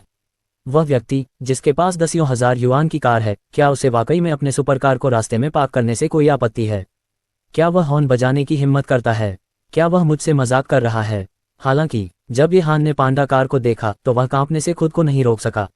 हाल के दिनों में उसने कुल 4 या 5 पांडा कार देखी और जब भी वह उसे देखता तो उसका दिल जोर से धड़कता। उसे संदेह था कि बॉस आ रहा है, लेकिन हर बार यह गलत अलार्म होता था। उसे ये भी महसूस हुआ कि वह बहुत घबराया हुआ था। इस बीच उसके विचार में पिछली बार वह इतना डर गया था कि उसे सीक्वेल हो गया था। इस समय वह बेवजह घबरा गया क्योंकि उसने पांडा कार को देखा था। क्या ये वही है? ये तो बस मजाक है। जब उसने झाओ फैंग को पांडा कार के बगल में लैंड रोवर से उतरते देखा, गुरगल, ये हान ने निगल लिया और स्पष्ट आवाज सुनाई दी, एमएमपी। ये वास्तव में वही था। ये हान अचानक चिंतित हो गया, लेकिन इस बिंदु पर अचानक एक चीख सुनाई दी, भाई फैंग। ओह बकवास! ये हान पूरी तरह से चौंक गया। अगर कोई उसे सामान्य समय में इस तरह से डराता तो वह अपने पैरों को तोड़ने के लिए बाध्य था, लेकिन अब ये हान केवल चौंक गया, एक उपाय के बारे में सोच रहा था। हाँ। ये हान ने सन डोंगहेंग का कॉलर ढीला करके उसे सीधा किया और फिर एक दोस्ताना मुस्कान के साथ कहा, भाई तुम मुझे क्यों नहीं बताते कि तुम लाइव प्रसारण कर रहे हो? अरे मुझे लाइव प्रसारण पसंद है और मैं आमतौर पर इसे देखता हूँ। अगर तुमने मुझे पहले बताया होता तो मैं तुम्हारे लिए एक अच्छी जगह का इंतजाम कर देता। मुझे दिखाओ कि तुम्हारे प्रसारण कक्ष में कितने दर्शक हैं। बोलते समय उसने फोन लेने के लिए अपना हाथ आगे बढ़ाया। स्क्रीन पर नजर डालने और खुद को देखने के बाद उसने मुस्कुराते हुए अपना हाथ हिलाया। नमस्ते सभी, मैं ये हान हूँ। सन डोंगहेंग थोड़ा उलझन में था। क्या हुआ? ये चीज इतनी जल्दी उल्टी दिशा में जा रही है। इसके अलावा बुलेट स्क्रीन की सामग्री बहुत दोस्ताना नहीं थी। वह अपना चेहरा बहुत तेजी से बदलता है। तुम, ये हान, भाई डोन को भड़काने के योग्य नहीं हो, क्योंकि वह वास्तव में बहुत बढ़िया है। भाई डोन का भाई फैंग यहाँ है। तुम क्या सोचते हो? क्या तुम डरे हुए हो? वह कितना बेशर्म है, वह कौन है, कितना बदसूरत आदमी है। जैसे ही ये हान ने इन बुलेट स्क्रीन को देखा, उसके चेहरे की मांसपेशियां बहुत सख्त हो गईं। हा, सभी को नमस्ते। ओम। ये हान ने एक व्यंग्यात्मक मुस्कान दी और कैमरे की ओर हाथ हिलाया और फिर फोन वापस सन डोंगहेंग को थमा दिया। जैसे ही सन डोंगहेंग ने फोन लिया, बुलेट स्क्रीन अचानक बदल गई। भाई डोंग अद्भुत है। भाई डोंग सबसे दुर्जय व्यक्ति है। डोंग हुआंग, तुम बहुत शक्तिशाली और सुंदर हो। उद्धरण चिन्ह डॉट डॉट डॉट उद्धरण चिन्ह। इस समय सन डोंगहिंग ने बुलेट स्क्रीन को उलझन से देखा और मुस्कुराया और फिर उसने अपना कैमरा झाओ फैंग पर केंद्रित किया, जो कार से बाहर निकल गया था। केवल झाओ फैंग और आहू ही आगे बढ़े, लेकिन सभी ने कई कदम पीछे हट लिए। वे सभी जानते थे कि वह व्यक्ति दक्षिणी जिले का पागल था और यह भी जानने को उत्सुक थे कि वह यहाँ मुसीबत खड़ी करने वाला है या नहीं। जल्द ही झाओ फैंग ये हान के करीब पहुंच गया। वास्तव में वह ये हान की तरह अन्य बलों के लोगों से नफरत नहीं करता था, क्योंकि उसने आखिरकार भूमिगत बलों को छोड़ दिया था। इसलिए उसने विनम्रता से सिर हिलाया और कहा, चाइल्ड ये तुम भी यहाँ हो? हाँ, मैं बस अपना आनंद लेना चाहता हूँ। आह फैंग, तुम यहाँ क्यों हो? स्वागत है, ये हान ने मुस्कुराते हुए दृढ़ता से कहा, क्योंकि मेरे बॉस एक रेस करना चाहते हैं। क्या यह अब आपके लिए सुविधाजनक है? झाओ फैंग ने सीधे पूछा। अब ये हान विचारों में खो गया और फैंग लेई की ओर देखा। क्या मुझे फैंग लेई पर कोई चाल चलनी चाहिए? ये फैंग लेई के लिए श्री रणविजय के साथ संघर्ष करने और हावी होने के डर का स्वाद चखने का सही समय था। अध्याय 318। जल्दी करो, क्या तुम दौड़ना शुरू कर सकते हो? फैंग लेई ने बाईं ओर स्क्रीन की ओर मुंह करके जोर से कहा और हर कोई महसूस कर सकता था कि वह पूरी तरह से अधीर था। उसकी चीख ने ये हान के विचार को पूरा किया। क्या मैं उन्हें एक दूसरे के खिलाफ खेलूं? क्या मुझे ऐसा करना चाहिए? ये हान अपना मन बनाने में विफल रहा। वास्तव में उन्हें भड़काने का अवसर लेना चाहता था, फैंग लेई को श्री झांग को भड़काने के लिए उत्तेजित करना, जो बहुत भयानक था। इस चाल को दूसरे की ताकत का उपयोग करना कहा जाता था। हालांकि चूंकि वे मूर्ख नहीं हैं, इसलिए उन्हें पता होना चाहिए कि मैं उन्हें एक दूसरे के खिलाफ खेल रहा हूं। क्या होगा अगर श्री झांग मुझ पर अपना गुस्सा निकालेंगे? नहीं, मैं नहीं कर सकता। मैं उन्हें नाराज नहीं कर सकता। एक बार मिस्टर झांग नाराज हो गए तो मेरा कोई भला नहीं होगा। तांग झान इसका ज्वलंत उदाहरण है। विवेकपूर्ण कारणों से ये हान ने अपने विचार को नकार दिया। उसने सोचा कि शायद वह इस अवसर का उपयोग 10 मिलियन युआन के जुए को रद्द करने के लिए कर सकता है। अच्छा, फैंग लेई, आज तुम भाग्यशाली हो। यहाँ मेरे सम्मानित अतिथि आ रहे हैं। मैं तुम्हें पहले जाने दे सकता हूँ। ये हान ने अपना हाथ हिलाया और जोर से कहा, अरे तुम्हारा क्या मतलब है? क्या तुम सिर्फ इस रेसिंग को रद्द करने का इरादा रखते हो? फैंग लेई की आंखें थोड़ी चौड़ी हो गईं। मैं तुम्हारे साथ बकवास करने की जहमत नहीं उठाता। ये हान ने उसे ठंडे अंदाज में देखा और फिर झाओ फैंग की ओर देखने के लिए मुड़ा। वह तुरंत मुस्कुराया और कहा, आह फैंग, मैं मिस्टर झांग का अभिवादन करने जा रहा हूँ। ठीक है। झाओ फैंग ने सिर हिलाया और ये हान को पांडा कार की ओर निर्देशित किया, जो मौजूद कारों में सबसे कम कीमत पर लग रही थी। क्या? फैंग लेई ने अपनी भौहें ऊपर उठाईं। ये हान के हाव भाव देखकर वह भी कुछ हद तक हैरान था। ये हान का अपना स्वाभिमान है और वह हमेशा मेरे सामने ही मुझे मुंहतोड़ जवाब देता है। हालांकि इस समय वह बहुत विनम्र है। क्या इस व्यक्ति की पृष्ठभूमि मजबूत नहीं है? वह कौन है? फैंग लेई ने अपने बगल में खड़े कई लोगों से पूछा। उसका नाम झाओ फैंग है, जो पहले दक्षिणी जिले में फॉरएवर हार्मनी एसोसिएशन में प्रथम स्थान पर था और दूसरे उसे पागल कहते हैं। इसके अलावा वह वास्तव में दुर्जय है। झेंग चेन्यू ने धीमी आवाज में जवाब दिया। मैंने सुना है कि उसने बाद में खुद को भूमिगत बलों से अलग कर लिया और एक बॉस का अनुसरण किया। उस समय दक्षिणी जिले में भूमिगत बल अराजकता में थे। ये हान, जिया शानहाओ और डोंग तियानपेंग सभी वहां थे और झाओ फैंग ने चुनौती स्वीकार कर ली। वे एक दूसरे के खिलाफ लड़ने वाले थे, लेकिन ये कुछ भी निश्चित नहीं हुआ। ऐसा कहा जाता है कि झाओ फैंग के बॉस ने उस संघर्ष को रोक दिया, लेकिन मुझे भी विवरण नहीं पता है। ओह, फैंग लेई ने भौहें सिकोड़ते हुए कहा, अब जब वह अपनी ताकत के बल पर तीनों दलों की सेनाओं को दबाता है, तो मैंने इस व्यक्ति के बारे में क्यों नहीं सुना? क्या ये सिर्फ एक अफवाह है? आइए पहले देखें कि क्या होता है। झेंग चेन्यू ने सिर हिलाया। सभी की निगाहों के सामने ये हान झाओ फैंग का पीछा करते हुए पांडा कार की खिड़की तक चला गया। रणविजय ने खिड़की नीचे की और बिना कुछ कहे ये हान को घूरता रहा। नमस्ते मिस्टर झांग। ये हान ने पहले उनका अभिवादन किया। अच्छा, मैं रेस करने जा रहा हूँ। क्या अब यह आपके लिए सुविधाजनक है? रणविजय ने सहजता से पूछा। उसे एक पल भी इंतजार करने में कोई आपत्ति नहीं थी, लेकिन ये हान ने किया। न केवल इसलिए कि रणविजय ने उस पर बहुत दबाव डाला, बल्कि इसलिए भी कि वह 10 मिलियन युआन खोने को तैयार नहीं था। इसलिए उसने सिर हिलाते हुए कहा, मैं अब बेकार हूँ। मिस्टर झांग के साथ रेस करना मेरे लिए खुशी की बात है। अपनी बात खत्म करने के बाद उसने अपने अधीनस्थ को हाथ हिलाकर कहा, कार को दूर भगाओ और मिस्टर झांग को रास्ता दो। मिस्टर झांग, क्या आप ये कार चलाने जा रहे हैं? ये हान ने पांडा कार की तरफ देखा। हालांकि यह कार थोड़ी प्यारी थी, लेकिन उसने वास्तव में इसे नापसंद किया।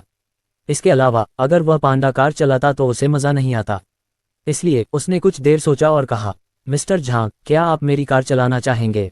उसकी बातें सुनकर रणविजय स्तब्ध रह गया। अब चूंकि वह गति और रोमांच का पीछा करना चाहता था, इसलिए उसे सुपरकार चलाना बेहतर लगेगा, इसलिए रणविजय ने सिर हिलाया और कहा, ठीक है, ठीक है, मी झांग, कृपया, यह मेरी कार की चाबी है। ये हान को चिंता हुई और उसने अपनी एस्टन मार्टिन की कार की चाबी उसे सौंप दी। साथ ही उसने प्रार्थना की कि रणविजय ड्राइविंग में अच्छा हो। अगर उसकी कार को टक्कर लगी तो उसका दिल टूट जाएगा। रणविजय ने कार की चाबी ली और पांडा कार से बाहर निकल गया। ये हान के मार्गदर्शन में वह अपने सामने ग्रे एस्टन मार्टिन 177 की ओर चला गया।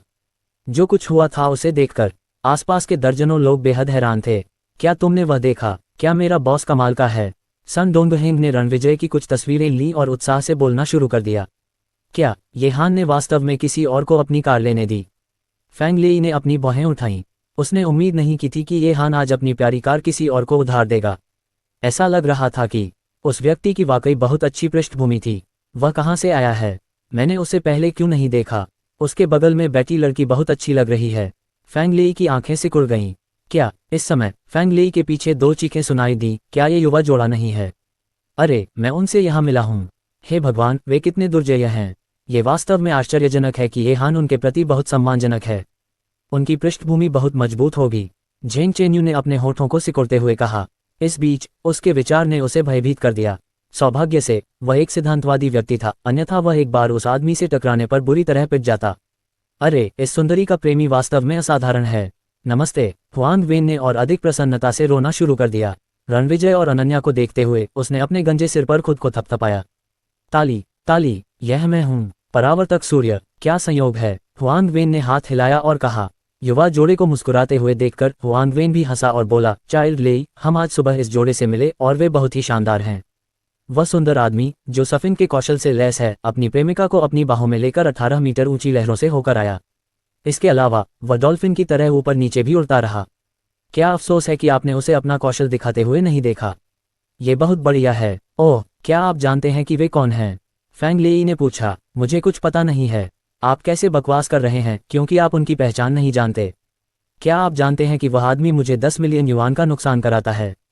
फैंग लेई ने हुआंग वेन के सिर पर थपथपाने के लिए अपना हाथ बढ़ाया। उसे पता था कि ये हान प्रतियोगिता में आगे नहीं बढ़ पाएगा। आखिरकार उसके पास ये हान को हराने का मौका था, लेकिन एक अनजान आदमी ने इस सुनहरे मौके को बर्बाद कर दिया, जिससे फैंग लेई नाराज हो गया। हालांकि उसने अनुमान लगाया था कि इस आदमी की शायद बहुत अच्छी पृष्ठभूमि होगी, इसलिए वह बस एक जगह खड़ा रहा और देखता रहा कि क्या होता है। सबकी निगाहों के सामने रणविजय और अनन्या एस्टन मार्टिन में सवार हो गए। फिर ये हान ने उन दो कारों को हाथ हिलाया जो शुरू होने के लिए तैयार थीं। रास्ते से हट जाओ, अब तुम्हें रेस की जरूरत नहीं है। उत्तरी राजा काफी आज्ञाकारी था और बिना किसी हिचकिचाहट के एक तरफ चला गया। फिर वह कार से बाहर निकला और ये हान के पास चला गया। जहां तक ये हान की बात है, उसने सीधे हाथ हिलाया। जियाओ, वो उसे वापस भेज दो, आज हमारी रेस नहीं होगी। जैसे ही फैंग लेई ने देखा कि क्या हुआ था, उसका मुंह थोड़ा कांप उठा और उसने चुपके से डांटा। ये हान कितना बेशर्म इंसान है। चूंकि दो सुपरकारें उनके लिए रास्ता बना चुकी थी, इसलिए एस्टन मार्टिन और फैंग लेई की कार काफिले में सबसे आगे थी। लंबी खूबसूरत महिला सेक्सी कपड़े पहने, हाथ में एक झंडा लिए, खुद को दिखाना चाहती थी, इसलिए वह रेसिंग ट्रैक की ओर भागी। लेकिन जब वह सिर्फ 5 कदम आगे बढ़ी और अभी तक ट्रैक के किनारे तक नहीं पहुंची थी, अचानक zoom zoom zoom, Aston Martin के इंजन ने गुस्से में दहाड़ लगाए। बज बज, टायर जमीन पर जोर से रगड़ खा रहे थे और पीछे के पहिए तेज गति से घूम रहे थे, जिससे कार लगभग लटक गई। हालांकि अगले ही पल एस्टन मार्टिन ने जमीन को थामे रखने की अपनी क्षमता दिखाई। इसने गति बढ़ाई और कुछ सेकंड में गायब हो गई। हर कोई ये देखने के लिए कैमरे की ओर दौड़ा कि क्या हो रहा है, और साथ ही चिल्लाया, ये बहुत तेज है, इसकी गति वाकई अद्भुत है और यह मुझे एक नज़र में ही भयभीत कर देती है। झाओ फैंग, आहू और ये हान भी स्क्रीन पर चले गए। ये हान, तुम वाकई मौके का फायदा उठाने में माहिर हो, हा हा। फैंग लेई खुद को रोक नहीं सका और उसने व्यंग्य किया। अब जब मिस्टर झांग यहाँ हैं, तो मुझे निश्चित रूप से उनके लिए जगह बनानी चाहिए। अगर तुम परेशान हो तो तुम मिस्टर झांग या आ फैंग से बात कर सकते हो, जो मेरे बगल में खड़े हैं। ये हान ने व्यंग्य किया। अध्याय 319। श्री रणविजय, आप उनका बहुत सम्मान करते हैं। क्या श्री रणविजय आपके पिता हैं? फैंग लेई ने तुरंत हंस दिया। उनके शब्दों से दूसरों को लगेगा कि वे न केवल ये हान का उपहास कर रहे थे, बल्कि रणविजय को नीचा भी दिखा रहे थे। झाओ फैंग ने कुछ सेकंड के लिए उसे घूर कर देखा। उसकी भौहें थोड़ी हिली, लेकिन उसने कुछ नहीं कहा। यहाँ बकवास करना बंद करो। अगर तुम खेलना चाहते हो तो हम किसी और दिन आएंगे। ये हान ने फैंग लेई को घूर कर देखा। आज वह थोड़ा हीन था और उससे बात नहीं करना चाहता था, इसलिए उसने झाओ फैंग की ओर देखा और मुस्कुराते हुए कहा, मैंने सुना है कि तुम एक कंपनी खोलने वाले हो। क्या ये न्यू मून बे में पूर्व सीबीडी बिल्डिंग में है? झाओ फैंग ने सिर हिलाया और बोलने से पहले फैंग लेई मुस्कुराया। उसने तिरस्कारपूर्वक कहा, तुम सच में शेखी बघार ना जानते हो? कौन नहीं जानता कि न्यू मून बे में पूर्व सीबीडी चेयरमैन लियू का है? ये हास्यास्पद है। शायद मैं तुम्हारी बात पर यकीन कर लेता अगर तुम कहते कि यह कहीं और है। वह जगह। तुम खुद को शर्मिंदा कर रहे हो। मम्मा, तुमने क्या कहा, बदमाश? आहू ने उसे घूर कर पूछा। वह उनका मजाक उड़ाने की कोशिश कर रहा था। उसकी हिम्मत कैसे हुई? झाओ फैंग ने थोड़ा भौहें सिकुड़ी और सीधे फैंग लेई के पास गया। जैसे ही वह आगे बढ़ा, फैंग लेई के आसपास के सभी लोग बहुत सतर्क हो गए और थोड़ा आगे बढ़ गए। ये हान को ये बहुत मज़ेदार लगा। उसका इरादा उसके लिए मुश्किल खड़ी करने का नहीं था, लेकिन कौन सोच सकता था कि वह खुद पर यह सब लाद लेगा। लानत है तुम पर, भाई फैंग को नाराज करने की तुम्हारी हिम्मत कैसे हुई? सुन डोंगहिंग ने पीछे से धीमी आवाज में कहा, फिर जल्दी से आगे बढ़ा। वह झाओ फैंग के पीछे खड़ा था, अपने एक वफादार शिष्य की तरह। वह जिस जगह पर पहले खड़ा था, लुयिन अपना मोबाइल फोन निकाल रही थी। उसने कैमरे को सामने की ओर घुमाते हुए फुसफुसाते हुए कहा, देखो वे बहस कर रहे हैं। कितना डरावना है। लोगों की नज़रों में झाओ फैंग कदम दर कदम फैंग लेई की ओर बढ़ रहा था। उसने अपनी जेब से अपना मोबाइल फोन निकाला और कुछ हरकतें की जैसे वह फैंग लेई की ओर बढ़ रहा था। हालांकि वह उसके सामने अकेला खड़ा था, लेकिन फैंग लेई ने हिलने की हिम्मत नहीं की। ये लियू किंगफैंग का फ़ोन नंबर है, आप कॉल करके उससे पूछ सकते हैं। झाओ फैंग बिल्कुल उदासीन था। उसने फैंग लेई को घूरा और फ़ोन थमा दिया। तुम? फैंग लेई ने अपने दांत पीस लिए, अपना गुस्सा वापस लिया और फ़ोन की तरफ देखा। जब उसने स्क्रीन पर लियू किंगफैंग का नाम और नंबरों की स्ट्रिंग देखी तो उसके हाव भाव थोड़े बदल गए। वह सच में चेयरमैन लियू को जानता था। लानत है, उनका रिश्ता क्या था? अगर यह सच में वैसा ही था जैसा उन्होंने कहा तो वे बिजनेस पार्टनर होंगे। अगर वह चेयरमैन लियू के साथ सहयोग कर सकता है तो। फैंग लेई का चेहरा थोड़ा लाल हो गया। उसे थोड़ी घबराहट महसूस हुई। सौभाग्य से वह जिद्दी आदमी नहीं था। ये देखने के बाद उसने झाओ फैंग की ओर मुस्कुराते हुए सिर हिलाया और कहा, मिस्टर झाओ, मुझे खेद है। मैं केवल ये हान को निशाना बना रहा हूँ। मेरे शब्दों ने शायद आपको नाराज किया हो, लेकिन मेरा मतलब यह नहीं था। क्षमा करें। ओह, झाओ फैंग ने ठंडे स्वर में जवाब दिया। फिर उसने उसकी ओर देखा, फोन लिया और कुछ कदम पीछे चला गया। फैंग लेई शर्मिंदा महसूस कर रहा था और वह उस जगह से जाना चाहता था। Zoom zoom, mount red star पर एक तेज और कर्कश आवाज गूंजी। उसने स्क्रीन पर देखा और देखा कि एस्टन मार्टिन पहाड़ी ट्रैक पर चली गई, जो टेढ़ी मेढ़ी सड़कों पर बह रही थी। शानदार हरकतों और तरह तरह की सहज बहाव को देखकर लोग अपनी आंखें झपकाना भी भूल गए। अरे, मिस्टर रणविजय पहाड़ पर चले गए। ये हान चौंक गया। मेरी प्यारी कार, तुम पर खरोंच नहीं आ सकती। उसे किसी और चीज की परवाह नहीं थी, बस उम्मीद थी कि उसकी कार को कुछ बुरा न लगे। फिर उसका ध्यान बहाव पर केंद्रित हो गया। मिस्टर रणविजय की ड्राइविंग स्किल्स शानदार हैं। ये हान ने अपनी आंखें चौड़ी की और चिल्लाया, ये बहुत तेज है। वह अकेला ऐसा व्यक्ति नहीं था जो इस दृश्य को देखकर चौंक गया था। देखने वाले भी खुद को रोक नहीं पाए और आश्चर्य व्यक्त किया। वह बिना धीमा किए मुड़ने की हिम्मत कैसे कर सकता है? ये कैसे हो सकता है? इतनी तेज, असंभव। उद्धरण चिन्ह डॉट डॉट डॉट उद्धरण चिन्ह। यहाँ तक कि फैंग लेई और उसके आदमी भी थोड़े हैरान थे। फैंग लेई ने आश्चर्य से स्क्रीन की ओर देखा और बुदबुदाया, मुझे ऐसा क्यों लग रहा है कि मैं माउंट क्यूमिंग पर रेसिंग के देवता की फिल्म देख रहा हूँ। अद्भुत। हल्क की अभिव्यक्ति बहुत बदल गई। शुरुआत में वह बहुत शांत थे, तब वह हैरान रह गया। अंत में वह उसके द्वारा पूरी तरह से आश्वस्त था। यह अविश्वसनीय है। वह एक महान सफर है और एक उत्कृष्ट रेसर भी है। बहुत बढ़िया। झेंग चेन्यू ने बार बार उसकी प्रशंसा की। इसमें कोई आश्चर्य नहीं कि वह इस तरह की सुंदरता का दिल जीत सकता है। उसकी पहचान के बारे में भूल जाओ। बस उसकी सफिंग या रेसिंग क्षमताएं कई लड़कियों को खुद को उसके पास फेंक सकती हैं, हुआंग वेन ने अपने गंजे सिर को छूते हुए कहा। वहां मौजूद सभी लोग चकित रह गए। उस तेज गति से चलने वाली सुपरकार से चीखें भी आ रही थीं। वाह, हाँ, वोहू। अनन्या कभी चीख उठी तो कभी चीख पड़ी। उसे लगा कि उसका दिल उसके मुंह से उछलने वाला है। वह उस कार में बैठकर बेहद उत्साहित और चौंक गई। जब वे सीधी सड़क पर गाड़ी चला रहे थे तो बाहर से देखा जा सकता था कि गति बहुत तेज थी, लेकिन कार में सवार लोगों के लिए उनकी भावना उतनी मजबूत नहीं थी। अनन्या डरती नहीं थी। शुरुआत में वह अभी भी अपनी खूबसूरत आंखों से चारों ओर देखने में सक्षम थी, लेकिन जब रणविजय तेजी से पहाड़ की पटरी पर पहुंचे तो कार लगातार बहने लगी। उसे तेज और उग्र गति का अनुभव होने लगा। कुछ कर्व्स के आगे पहाड़ियां थीं और कार बस किनारे पर चली गई। ऐसा लगा जैसे वे गिरने ही वाले हों। कुछ वक्र पहाड़ों के इतने करीब थे, ऐसा लग रहा था कि कार पहाड़ पर टकराने वाली है और अनन्या इतनी डरी हुई है कि वह अपनी आंखें बंद करके चीख पड़ी। लेकिन जब उसने अपनी आंखें खोली तो कार अगले कव में चली गई थी। यह एक रोलर कोस्टर पर जाने जैसा था, लेकिन इस तरह का बहाव जिससे कुछ दुर्घटनाएं होती, लोग और अधिक घबरा जाते। Zoom zoom. आखिरी बड़े कव को पार करने के बाद रणविजय धीमा हो गया और धीरे धीरे ट्रैक पर चला गया। सीधे ड्राइव करें और एक मोड़ लें, फिर यह खत्म हो जाएगा। रणविजय ने अनन्या की ओर देखा और मुस्कुराते हुए कहा, मुझे उम्मीद नहीं थी कि आप इतने बहादुर होंगे। जीहान ने सांस छोड़ी। उसने अपनी छाती थपथपाई और कहा, मैं बहुत नर्वस हूँ। मैं बहादुर नहीं हूँ, ये सिर्फ इतना है कि मुझे आप पर विश्वास है। अगर यह कोई और होता तो मैं उसकी कार में बैठने की हिम्मत नहीं करता। आप बहुत अच्छा ड्राइव करते हैं। अनन्या बोलते बोलते थोड़ा उत्साहित हो गई। रणविजय सब कुछ इतना अच्छा क्यों कर सकते थे? इतना बुरा नहीं है। मैंने इसे एक एशियाई कार किंग से 1 साल से अधिक समय तक सीखा। बहाव वास्तव में बहुत सरल है। डर पर काबू पाएं, गति और कार की आगे की गति को नियंत्रित करें। रणविजय ने लापरवाही से उत्तर दिया, थोड़ी देर के लिए सीखो और आप कुछ सरल आंदोलन कर सकते हैं। यदि आप रुचि रखते हैं तो मैं आपको सिखा सकता हूँ। मैं नहीं सीखूंगा, मैं शायद ही कभी ड्राइव करती हूँ। अनन्या मुस्कुराए और जवाब दिया, जब ड्राइविंग की बात आती है तो मैं कुछ सोचता हूँ। यह क्या है? अनन्या ने उत्सुकता से पूछा। माउंट किमिंग पर कम लोग हैं। यहाँ कई कारें रेसिंग के लिए आईं। अब सड़कें अभी भी हैं, लेकिन वे ड्राइवर नहीं हैं। रणविजय मुस्कुराया। हो, अनन्या भ्रमित हो गई। तभी उसकी आंखें चमक उठी। ऐसा लग रहा था कि उसने कुछ सोचा होगा। उसने अपना छोटा मुंह थपथपाया और कहा, मेरे ड्राइवर, कृपया मुझे अपने साथ ले चलो। रणविजय दंग रह गए। हा। उसकी प्रतिक्रिया देखकर अनन्या हंसना बंद नहीं कर सकी।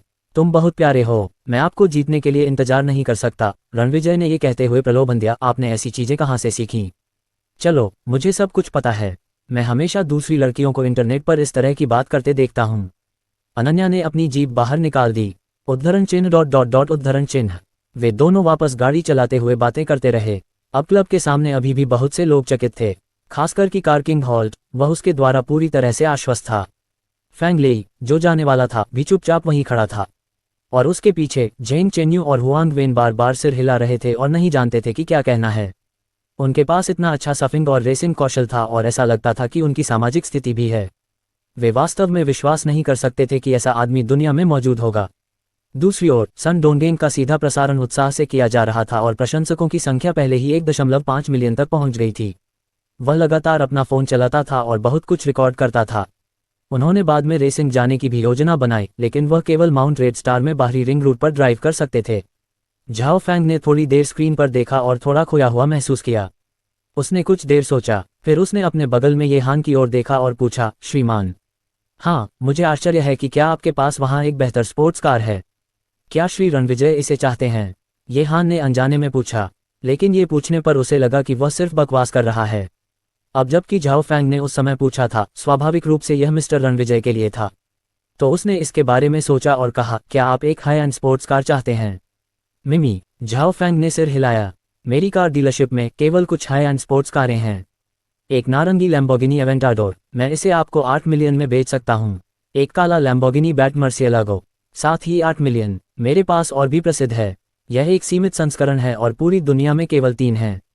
बुगाटी वेरॉन लिमिटेड संस्करण, मुझे यह मेरे चाचा से मिला है। 60 मिलियन ठीक हो जाएंगे। ये हान ने इसके बारे में सोचा और कहा, मुझे मिल गया। झाओ फैंग ने जवाब दिया और अपने मालिक से पूछने की योजना बनाई कि क्या उसकी स्पोर्ट्स कार खरीदने की योजना है। ओह हाँ, एक कार है जो मिस्टर रणविजय के लिए अधिक उपयुक्त है। ये हान की आंखें अचानक चमक उठीं। वह क्या है? झाओ फैंग ने उत्सुकता से पूछा। मेबेक एक्सेलेरो। ये हान ने झाओ फैंग को देखा और शब्द से शब्द कहा, वहाँ केवल एक में पूरी दुनिया है। क्या? फैंग लेई ने अचानक चिल्लाया और ये हान की ओर देखा। वह मेबेक तुम्हारे साथ है? केवल फैंग लेई ही नहीं, हर कोई जिसने ये हान की बातें सुनी थी, वे सब कान थे। दुनिया में केवल एक ही था और जब कोई इसे चला रहा था तो यह निश्चित रूप से हाई प्रोफाइल था। सन डोंगेंग, जो उत्साह से स्पोर्ट्स कारों के शौकीन थे, को वास्तव में जलन हुई। हा, ये हान हंसे। उन्होंने फैंग लेई का जवाब नहीं दिया और झाओ फैंग की ओर देखते हुए कहा, मेरे पिताजी ने 70 मिलियन खर्च किए और कार पाने के लिए बहुत सारे कनेक्शन का इस्तेमाल किया। झाओ फैंग, अगर श्री रणविजय चाहते हैं तो मैं अपने पिताजी को श्री रणविजय को ये कार मुफ्त में देने के लिए राजी कर सकता हूँ, लेकिन मेरी एक शर्त है। मुफ्त में? क्या? फैंग लेई हैरान और चिल्लाया। उसने ये हान को ऐसे देखा जैसे कोई मूर्ख देख रहा हो। अगर कार को हाई अप किया गया तो इसकी कीमत कई गुना बढ़ जाएगी, और पूरी दुनिया में एकमात्र होने की नौटंकी के साथ वह बहुत कुछ कर सकता था। लेकिन उन्होंने कहा कि यह मुफ्त में था। क्या वह पागल था? आसपास के सभी लोग जिन्होंने ये हान की बातें सुनी, उनकी आंखें चौड़ी हो गईं और उन्हें अविश्वसनीय रूप से देखा। आगे बढ़ो, झाओ फैंग ने शांति से उत्तर दिया। ये सुनकर ये हान झाओ फी के करीब चले गए, फुसफुसाते हुए, मेरी स्थिति बहुत सरल है।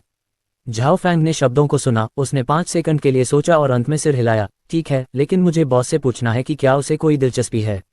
अध्याय 320। जब वह बोल रहा था, झाओ फैंग ने पाया कि ये हान की आंखों के भाव भी थोड़े बदल गए थे। कि ये हान बहुत चतुर था। उसका अनुरोध बहुत सरल था। उसे उम्मीद थी कि कोई उसकी जिंदगी और मौत के पल में मदद कर सकता है। वह जरूरत एक बार के मृत्यु मुक्त स्वर्ण पदक के बराबर थी।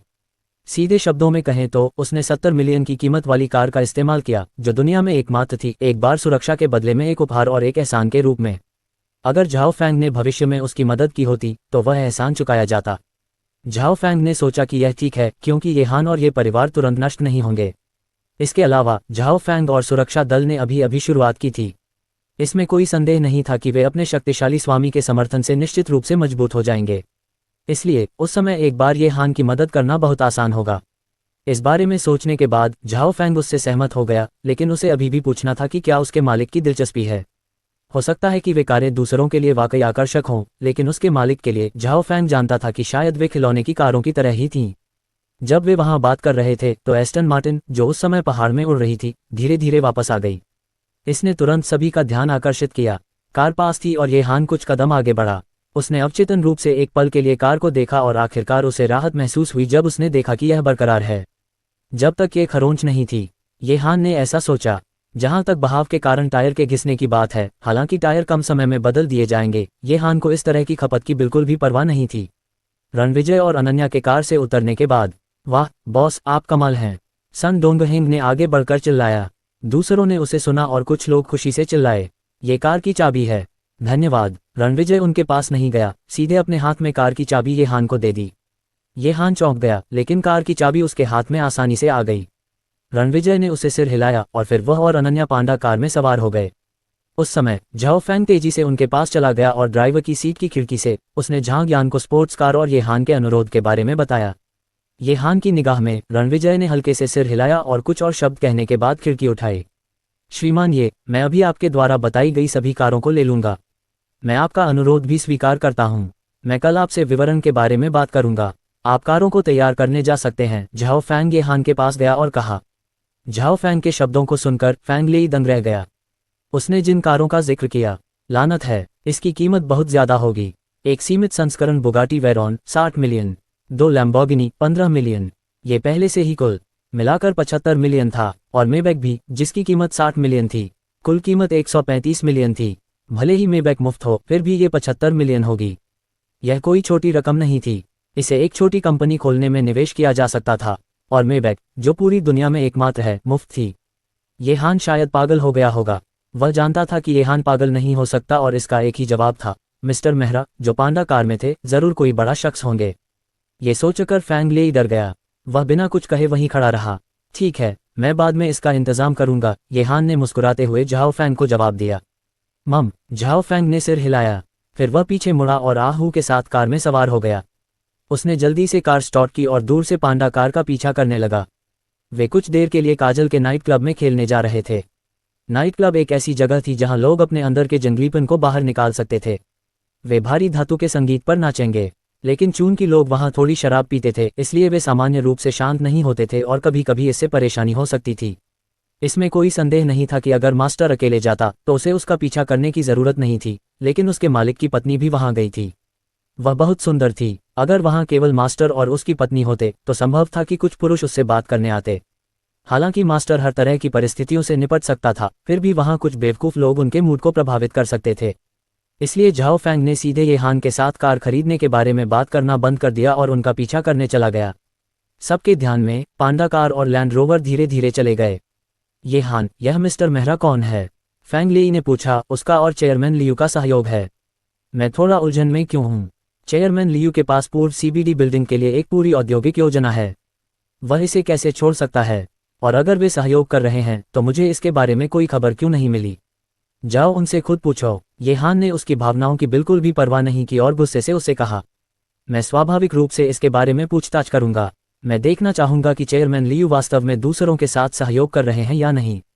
फैंग लेई ने नाक सिकोड़ते हुए जवाब दिया। वह वैसे भी इस तरह की बात पर विश्वास नहीं कर सकता था। लियू किंगफेंग इतना सफल व्यवसाय अपने हितों को कैसे छोड़ सकता है? हालांकि वह नहीं जानता था कि उस दुनिया में ऐसे लोगों का एक समूह था जिनका पीछा अमीर लोग करते थे। अचानक एक बहुत ही शांत लेकिन अतिरंजित आवाज आई।